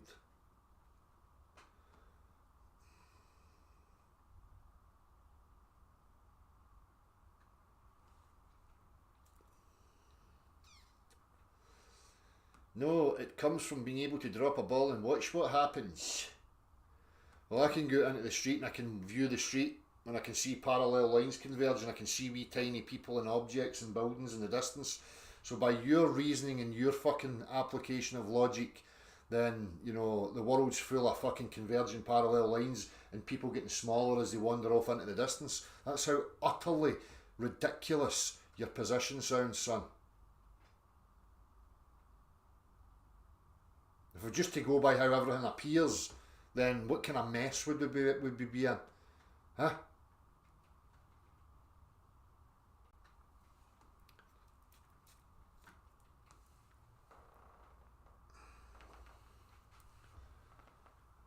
Yes, exactly, William. I showed that again with the two train scenario. If you're viewing it optically and one of the trains decelerates or loses the velocity that it had, then you're going to visually interpret that the other train goes in the opposite direction at an accelerated rate. It's just that simple. It's a relative relationship that they're playing upon, and that it's an optical interpretation. And even if you use devices, as I say, of detection between the reference frame and the object, all you're detecting is the rate of change between the two factors. You're not establishing that it's the actual object moving in a particular vector, and that's the bit that people keep missing, you know, just as you've highlighted, William.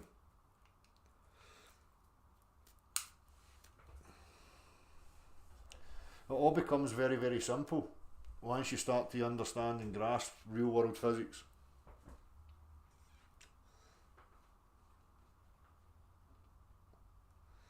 Aye, atomic, that's exactly it. All kinds of gazillions of miles spinning in space, but the Earth moves upwards, and it's ludicrous, exactly. And as I keep saying to these other flat earthers, you know, they want to ask us what's outside of the Earth then? Where's it moving to? What's it moving through? Yada yada. And it's very simple. The Earth's three-dimensional, even if you're a stationary earther. So I can ask the same question, well, what's outside of your stationary Earth? What's it occupying? What's it sitting upon? And if you don't have an answer, then I can laugh according to these people's logic. You know, that they don't see how absurd they are. It's not a question that's valid. It's a question formulated from illogical irrationality and an incessant need to attack and be right and have a dichotomy. That they're not using critical reasoning and discernment when they ask these idiotic questions.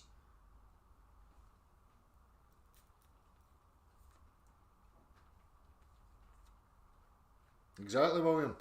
You can get Craig to admit that it would be the same in both scenarios. How can he justify his claim then? Because his claim's never establishing that it's the object that's moving in a particular vector. All he has is a relative relationship, and that's the interpretation. Whereas an accelerometer detects true physical acceleration. When there's actual force, something moving and impacting the accelerometer in a particular direction. And as soon as you remove that, then it registers 0. These are just simple facts that people can go and test. But they don't seem to be grasping the differences in these claims, where they've got a relative interpretation. And the flat earthers are coming to us and saying we're invoking globe, and they're the ones that are invoking relativity. They keep going on about relative relationships. I don't feel the earth moving in any. Just nonsense. Nonsensical gibberish.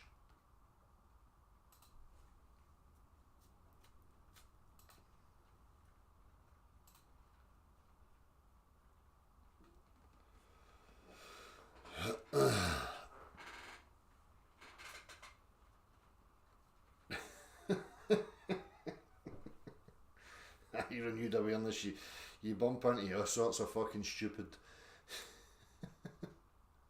Right, let me see, Andrew sent me right, 4210, right, let's jump to 4210, let's see here.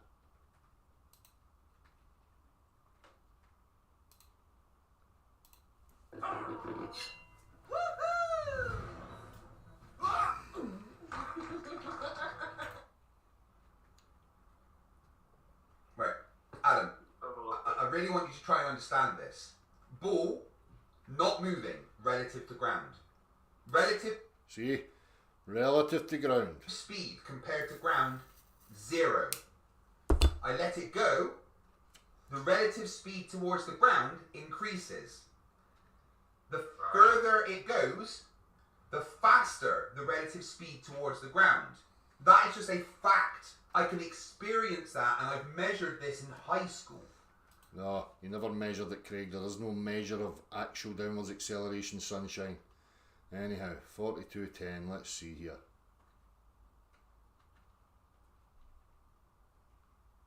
Let's just go from there. Oh, it's gotta be the reading and writing. What would you say the hardest part about writing is for you? Honestly, it's getting started. Have you ever used Grammarly before? Yeah, I actually use it pretty often. Adam, They have to touch your go to the bottom of the tube, but we don't see that in free flow. Adam, alright, hold on. I think you're missing the point here. So, I'm not. you are. If you bear with me, I'll explain why you're missing the point. The free fall is also acceleration. So that's the point. Yeah, it is. That's the point. The free fall. It's acceleration. No, it's acceleration. It is accelerating. So what's William showing here is actual downwards acceleration and what happens. And what happens when we have actual downwards acceleration is that the air in the tube goes the direction of the acceleration, and the dense material doesn't go in any particular vector, just remains where it was, and it's the tube and everything else that comes down until it contacts it. Okay, so what's Craig going to start asserting here? This is faster than free fall, because free fall's a special. Well, let's see. Towards the ground, but when he's got that the cable tie attached to it, there's an even faster rate of acceleration. So the free fall will be an acceleration of 9.8 meters per second squared, whereas the actual acceleration will be maybe 15 meters. See, actual acceleration. And this is where they're sneaky, because they're trying to interchange the two constantly. The reality is that the free fall is his worldview's interpretation of a downwards acceleration, because his stupid little cartoon globe requires it. William's shown actual physical downwards acceleration, and we get a result of materials that display it for us. And in this case, in downwards acceleration, we get an inversion of buoyancy, that being the air bubbles now travel towards the ground, because the air will correlate and show the direction of the force. So Craig's now trying to special plead and wriggle and squirm that free fall's some magical special type of acceleration. And Williams now adding to that, and that's why we see the results. But up until that, it's just a special acceleration and stuffs and reasons and things, and you know, my beliefs and my wants and my cult fantasy and Meters per second squared. Big jogging on reality here, Craig, when you think about it. No, did you not listen to what I said? Adam. 9.8 meters per second squared going Yes. down, right? Yes. So there should be that bubble. And by the way, 9.8 meters per second squared is a massive acceleration. It's a much larger acceleration than what Williams going to show here. Okay, because that's only over a small distance, and if we measured that, you know, distance and the time that it took for it to travel, you would see that it's not even close to 9.8 meters per second. I don't think people actually comprehend the true scale of that acceleration. It's massive. But somehow we don't witness any of the results of acceleration. It's only when William adds to that massive acceleration that we witness it. What a crock of fucking weak, gibberish crap, Craig. Should be going towards the force. No, it shouldn't, because it's in free fall and it's all accelerating at the same rate. See? It's all accelerating. Demonstrate a force, a vector in any other place, Craig, and show me a force that can apply varying amounts of force in order to accelerate gas, liquids and solids simultaneously so that they don't displace relative to each other. You demonstrate that kind of force, Craig. You would be a Nobel fucking Prize winner. The whole world would be instantaneously transformed. We would no longer need to worry about issues of craft and manoeuvring using liquids, right? We would never have had to have aircraft with dividers in the fuselage to you know, limit sloshing, shifting the mass so that it doesn't, you know, interfere with the flight of the aircraft. You would revolutionise the whole fucking practical engineering world, Craig, with your fucking magical, you know, fantasy acceleration. What a fucking load of nonsense, sunshine. Don't ever sit there and act like you're on the side of reality, wee man, when you're invoking fucking utter nonsense like that. That's not how it works in reality, sunshine, and well you fucking know it. So, we all see you, Craig, and you can just squirm into yourself and try and run away and justify yourself to yourself, sonny. You're never going to convince smart, real people like me. I see exactly what you are. And the more you double down, just tells me that there's some other underlying agenda with you, wee man. Because it's certainly not about integrity and truth and being objective and true world science, because they claims are not the real world, wee mate. They claims exist only in paper. Just like Santa Claus exists in paper, just like all the different gods of the world exist in paper and in text. You know, all the other fantasies that we have only exist in paper. Yet our claims exist in the real world, but yours don't match the real world, Craig. Something seriously wrong with your worldview, wee man. I suggest you change it. Yes, when in free fall, it's all accelerating towards the ground. Adam, It works both ways. Adam, listen to me. When he lets go of the apparatus, the water, the ball, and the bubble all accelerate towards the ground at 9.8 meters per second squared. That's what free fall is. Yes, and you have to believe that the force, like this elastic band, is the force that's going to apply the acceleration to this. But this elastic band, you know, in Craig's worldview, this elastic band would somehow magically have to, you know, grab onto the air, grab onto the lead weight, grab onto the plastic tube, grab onto the water, grab onto the wood, grab onto the bit of plastic, grab onto the ruler, and accelerate it all at the same rate. Now, can we set that up and see how it functions, Craig? Huh? Are we ever going to witness that? You know fine well we will never witness that, sunshine, because when there's true force, true acceleration, we get the displacement. Because there's no force known to man that can accelerate the different states of matter simultaneously. Get real. And what I'm saying to you is that it's not. But it is. That's what free fall is. No, You it's can't not. just change physics No, for it's yourself, I'm not. afraid. We can't see, tries to sit on some pedestal, you can't just change physics. No, real world physics is separate from your fantasy religious worldview of physics, sunshine, because your physics are optical interpretations, okay, interpreted to fit your presuppositional model of a globe earth, which is why you play the relativity game in regards to apparent and physical downwards acceleration. And 1 minute you're claiming actual acceleration downwards, and the next minute you're jumping to apparent physical downwards acceleration. So which is it, Craig? Make your fucking mind up, son. You can't have both. If you don't comprehend that, I suggest you get off of YouTube and start fucking learning. And the cosmology that I've come up with, I'm looking at, it's not. Well, your cosmology again doesn't make sense because there's a Don't reason try for to the. listen to what I'm trying to tell you. But I've explained why because there's no explanation No, for the you've downwards. explained it from your bias of gravity. No, it's no bias. Like, right, do you want to know? It is a bias. It's a presuppositional position that you have, Craig.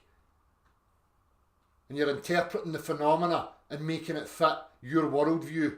You're not establishing the true aspects of what's actually occurring. Anyhow, let me just come back to this to see what the other timestamps are. In fairness to Adam, I'm going to have to go through this at some other time and listen to the whole thing so that I can timestamp the other relevant aspects. We're kind of skirting away because time's getting on. So 54 now I have to go to, hang on. 54.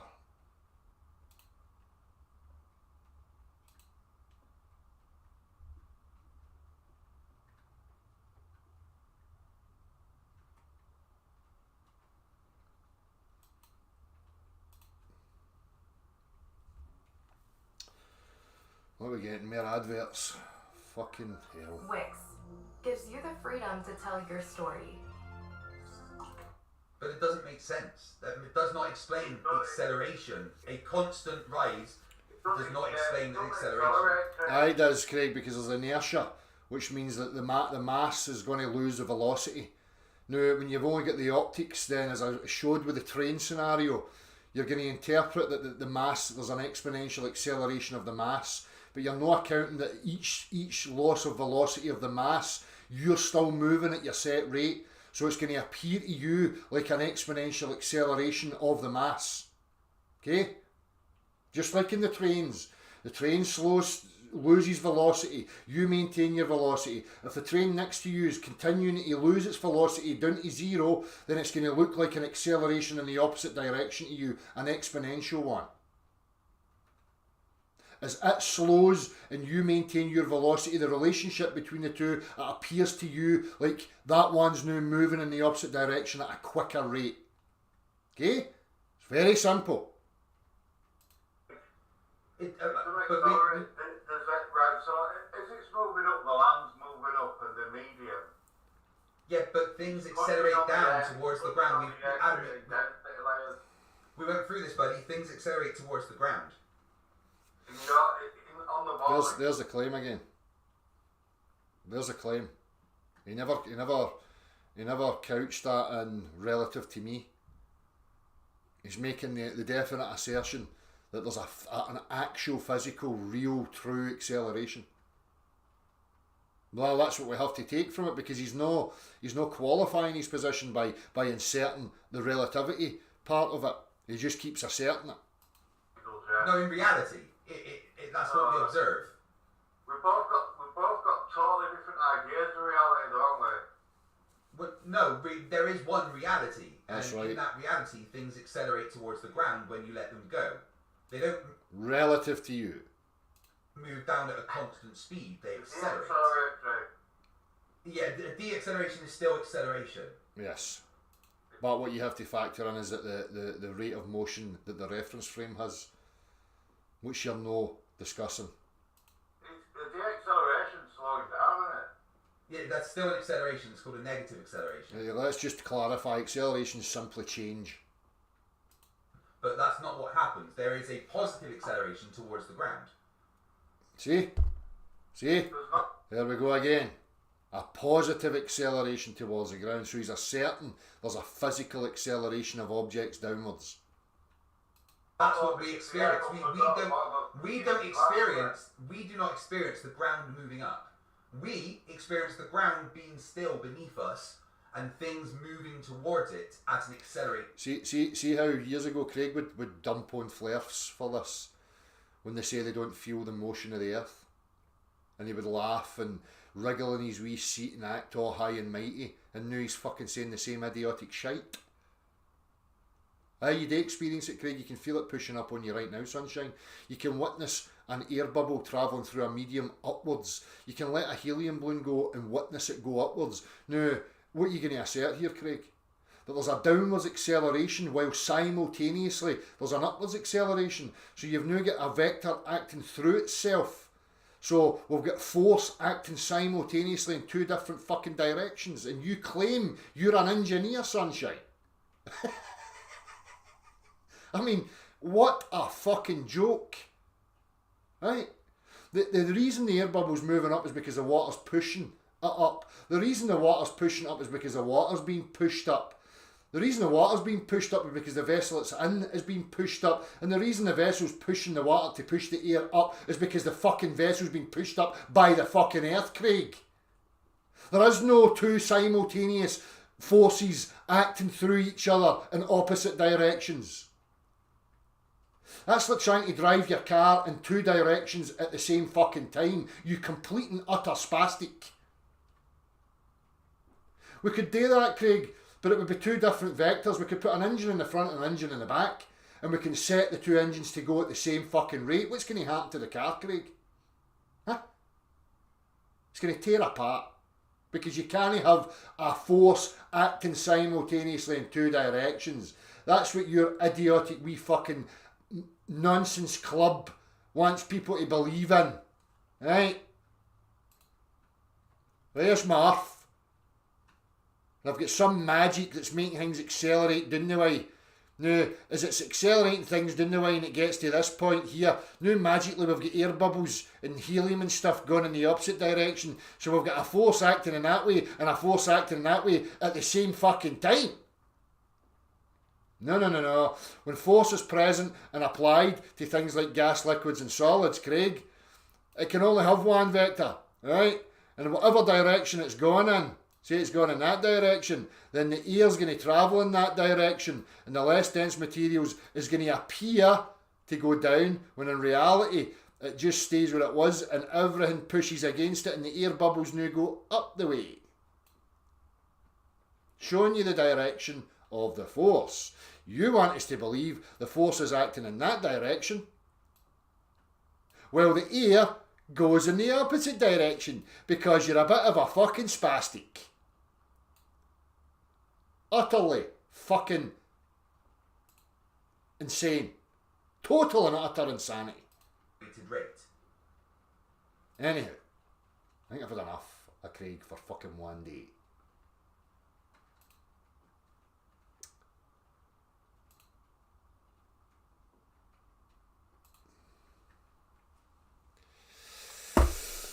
Oh.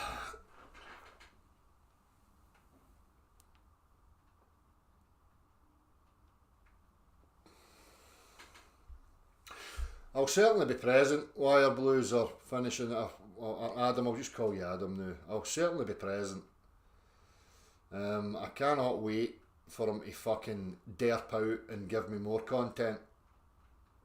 It'll be utterly hilarious. And the beauty of this is I don't even need to say anything. I can just show you Craig's claims and then show you practical physics and how utterly insane he is.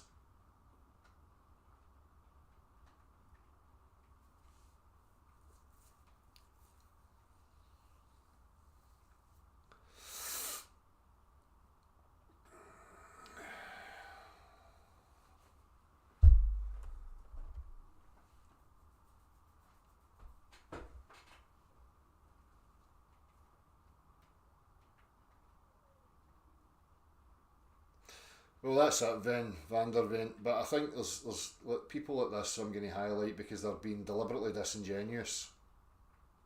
You know? And I think there's fruits to bear from people like that, you know, because it's the globe earth, it's the cult. That's the cult that every single person was born into. That's where the burden of proof lies. It's their claims.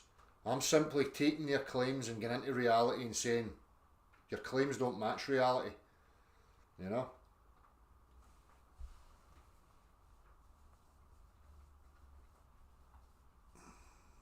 Exactly, Natalie.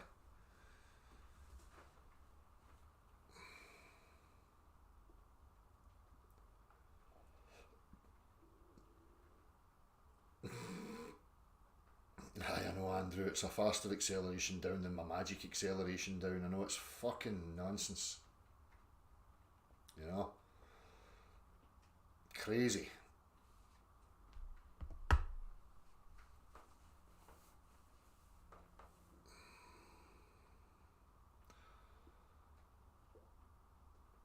It's just that, Thomas, just to try and waste your time. But have fun. It's no a waste of time if you're sharpening your tools and having fun with these cretins. They're useful idiots. Treat them as such. And respect them and appreciate them, that they play a vital role in giving us all the ability to sharpen our tools and to, you know, highlight the preposterous notions that they have. There's beauty in it. You know, I tend not to hate on them. I quite like that they have a presence because they offer endless content and give us the ability to you know, highlight their utter stupidity and their barefaced lies. It's quite good. Just enjoy yourself. I am.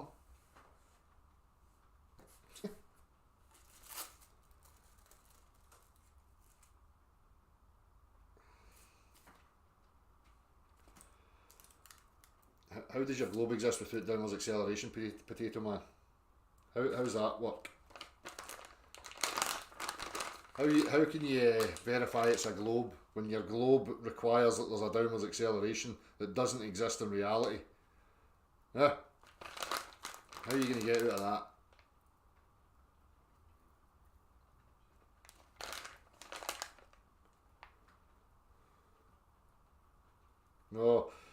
No, you know, because the globe earth's physics are making idiotic claims, so it's no reality. It helps nobody.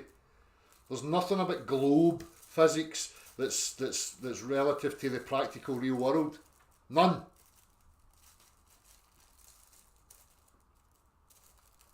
There's the real world and the phenomena that goes on in the real world, and then you've got the globe cult with its interpretation. It's not going to change the phenomena. What are you talking about?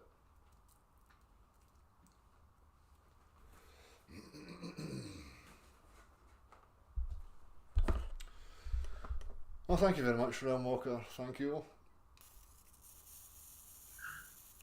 Maybe I'll go up in the algorithms. And I don't even know what that fucking means. Maybe I'll go up in the algorithms and stuff. I've absolutely fucking no idea what that even means. I have no interest. See that 27.3? I think it's been like that for the last fucking 6 years or something. I don't even pay any attention to the views and what's fucking going on. As far as I'm concerned, all us lot are just being fucking, you know, pushed to the side and they're building a fence around us and blocking us out so that nobody can.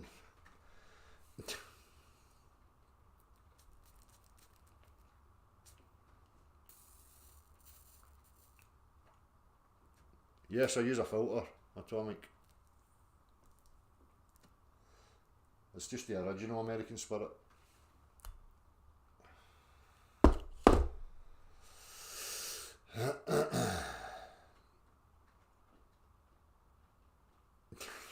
Can't you guys tell Della's crazy and incompetent?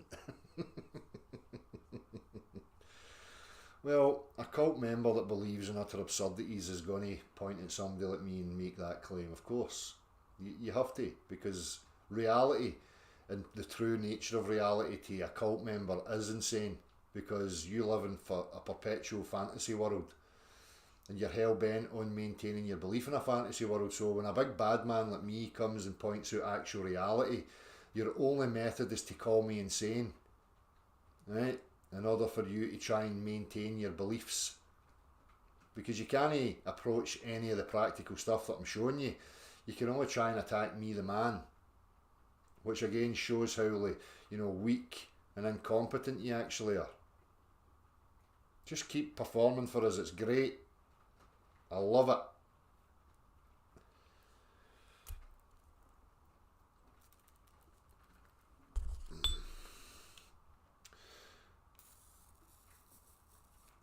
Now, all the technology we have is from practical people that utilise practical real world aspects. No globe earth fantasy physics. Try again.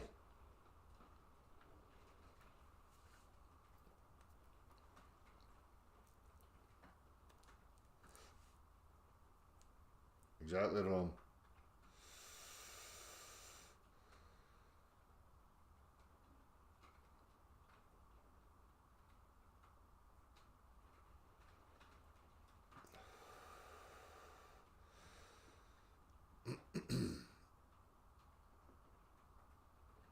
What are you talking about on a globe? On the globe, the land masses aren't even depicted as they actually are, you absolute clown. On a globe, they've got Greenland the size of Africa, you fucking imbecile. Are you retarded? Have you ever looked at your wee cartoon plastic toy? Eh? They've got fucking Greenland the same size as Africa, you absolute fucking moron. True travel distances has got fuck all to do with your little plastic cartoon toy.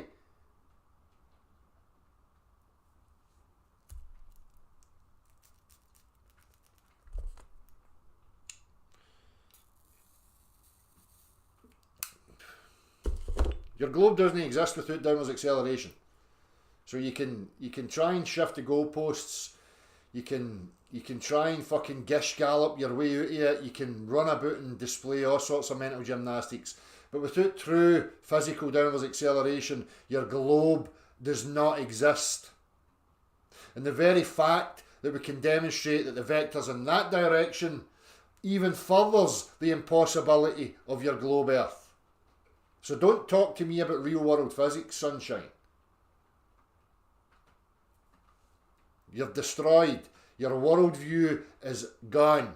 You might as well go and try and convince other flares or noobs or whatever. You're just wasting your time here. The only thing you're offering me is content to ridicule you.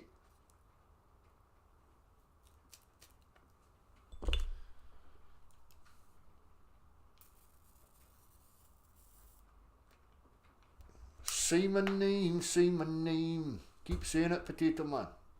Keep saying it. Let me know how much I exist in your mind. Let me know how much space I take up in your mind. Huh? Don't even know ye, but I live in your mind. It's fucking wonderful. Say my name some more.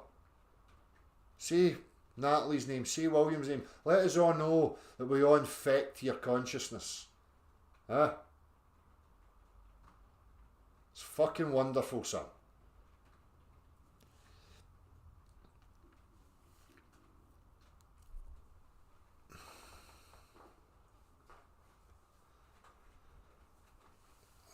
Look at what they've got. They've not got any physics. Just all they've got is trying to belittle people. Same old crap. Same old weak Nonsense.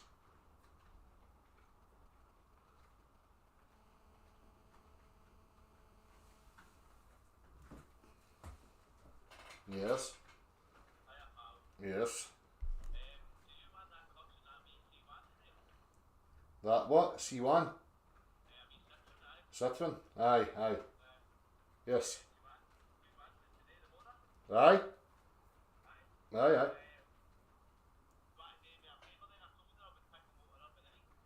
Oh, I can't the night, mate. I just park it round there. Right, right, no worries, mate. Have you priced the part?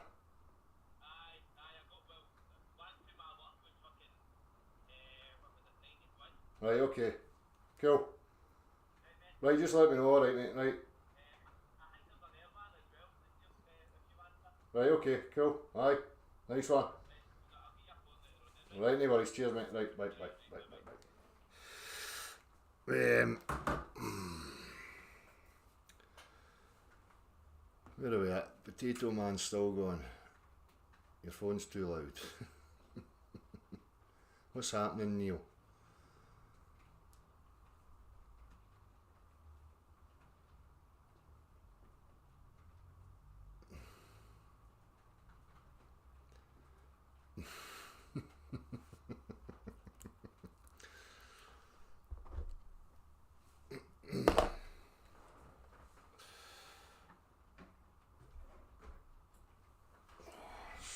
Too warm.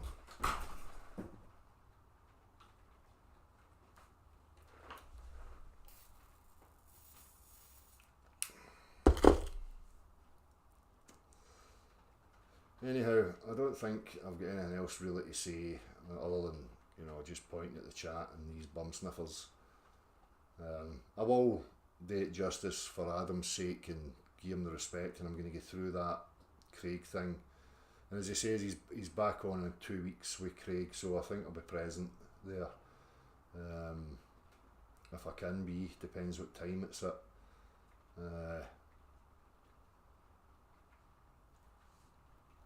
It's probably that fucking McToon clown again. There'll be one of these bum sniffers, they're all part of the same little fucking club, you know.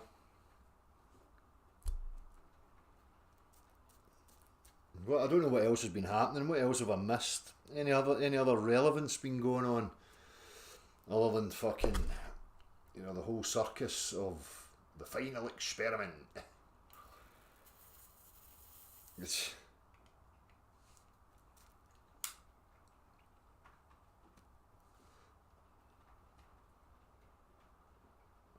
tell you on X? No, mate. I don't even know what that is. Is that Twitter? My kids laugh at me for calling it Twitter. At the end of the day, you know, I say, what are you up to? Oh, I'm tweeting somebody. Well, why is it not called fucking Twitter then? Because you don't twit people. I don't ask them when they say I'm twitting.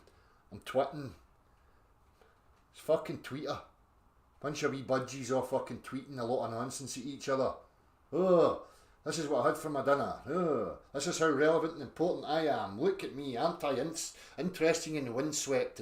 And please define me. Please validate my fucking narcissistic tendencies. Tweet me. Look at my tweets.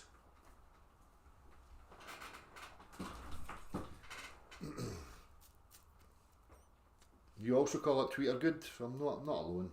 There we go, I've got common ground with fucking Potato Head. Me and Potato Head have found common ground.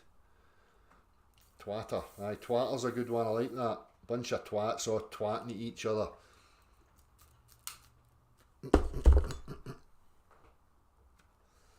What's the other fucking...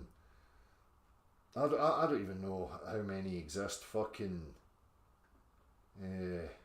I'll show you my fucking dinosaur awareness of fucking modern narcissism. Snapchat, fucking Twitter, fucking Facebook,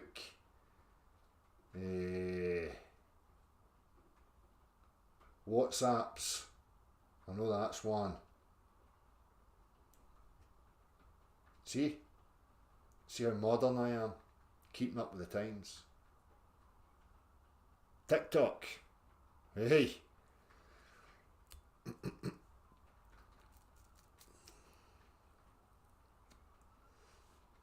Aye, William, exactly. That's exactly it, mate. The blind fucking debating the blind.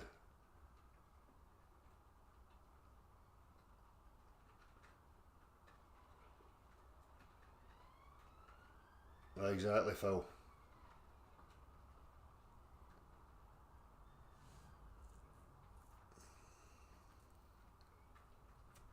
Well, rather than appealing to some nonsense potato man, you know, expose my narcissism then.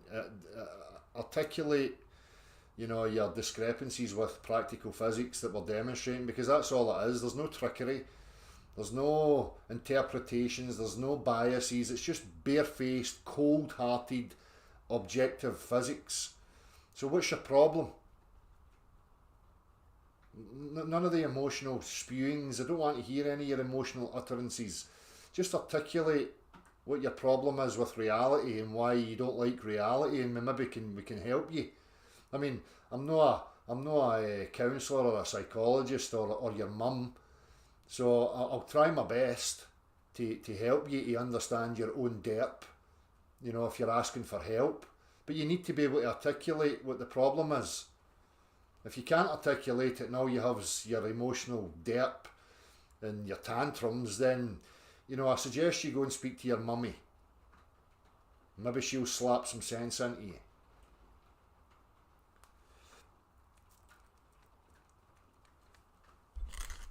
And again, more nonsense from Potato Man. Yes, I've just presented physics for you, Potato Man. Now what's your problem? What's your problem with what's been presented?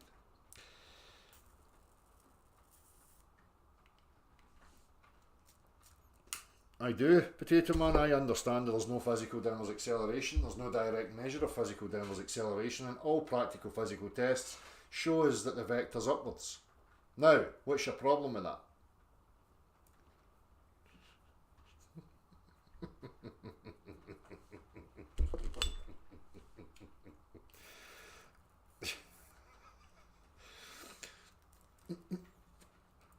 Anyhow, we've gave Potato Man enough attention. Let's give attention to somebody else. I'll stay on for another 5 minutes or so. See what he's have got.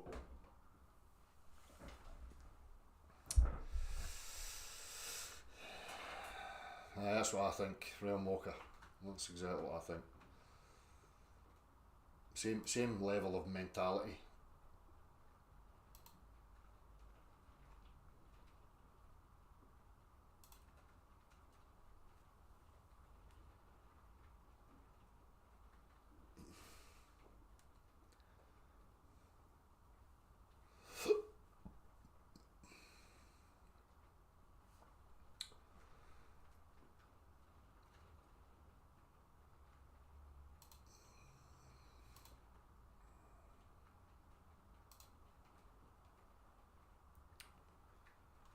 Nothing. Nobody giving me content. Oh well. Yous don't love me. Yous don't love me. Yous don't want me here. Yeah. Take it easy, Simon.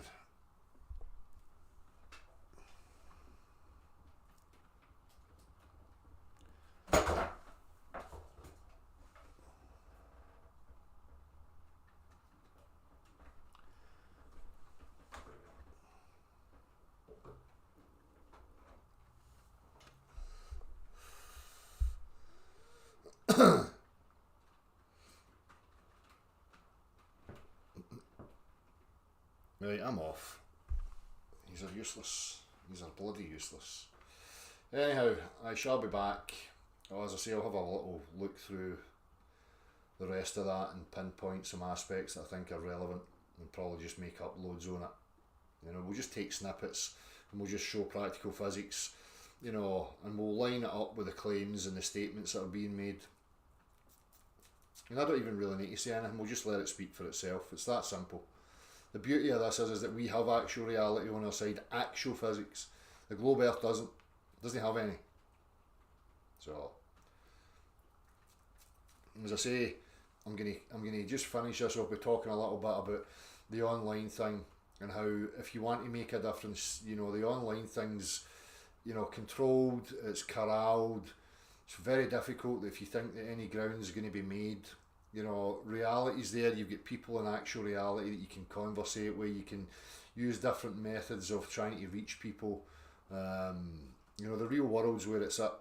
You know, I come on here and I utilise this, you know, because it's a small portion of this, right? And there is an online thing and people may be confused and I like to just fucking throw a bit of salt in the wounds and rub it in a wee bit. It's for my own entertainment primarily. Don't think for 1 minute that by me coming on here and doing this that any real progress is going to be made, right? That's it. You know, I'm just contributing to the circus and pointing my finger and having a laugh for my own benefit. That's the only real thing you're going to get out of this. You might have learned something for yourself, but other than that, you know, try and equip yourself with a true understanding of the physicality. You know, understand the language and what they're utilising and the statements they're making so that you can better equip yourself so that when you interact in the real world, you can have a better impact. You know, that's what's relevant and that's what's important. You know, first and foremost, it's for you.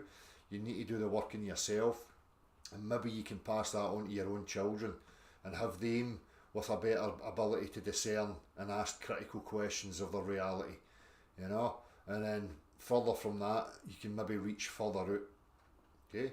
But it's certainly not on here. This whole flare globe thing's fucking captured by narcissists, sociopaths, bitches, fucking, you know, arbitrators of confusion and bullying and manipulation and divisiveness. You can see it in them. Just watch, right? Just you watch them, right? All running about in their little pedestals on their high horses, you know, fucking preaching from their soapbox like they're high and mighty and spiritual and all this stuff, when they're the total opposite. They are the contributors of the division. They are what's holding the whole thing back as they contribute to this, right? And they're benefiting each other by trying to get some monetary gain out of it, by hoodwinking the public, offering them fuck all. Right? I see the game, and I'm pretty much the majority of you see it. And that's the same in any topic that you go into. You're going to see the same patterns at play. I mean, the root of the problem's the individual.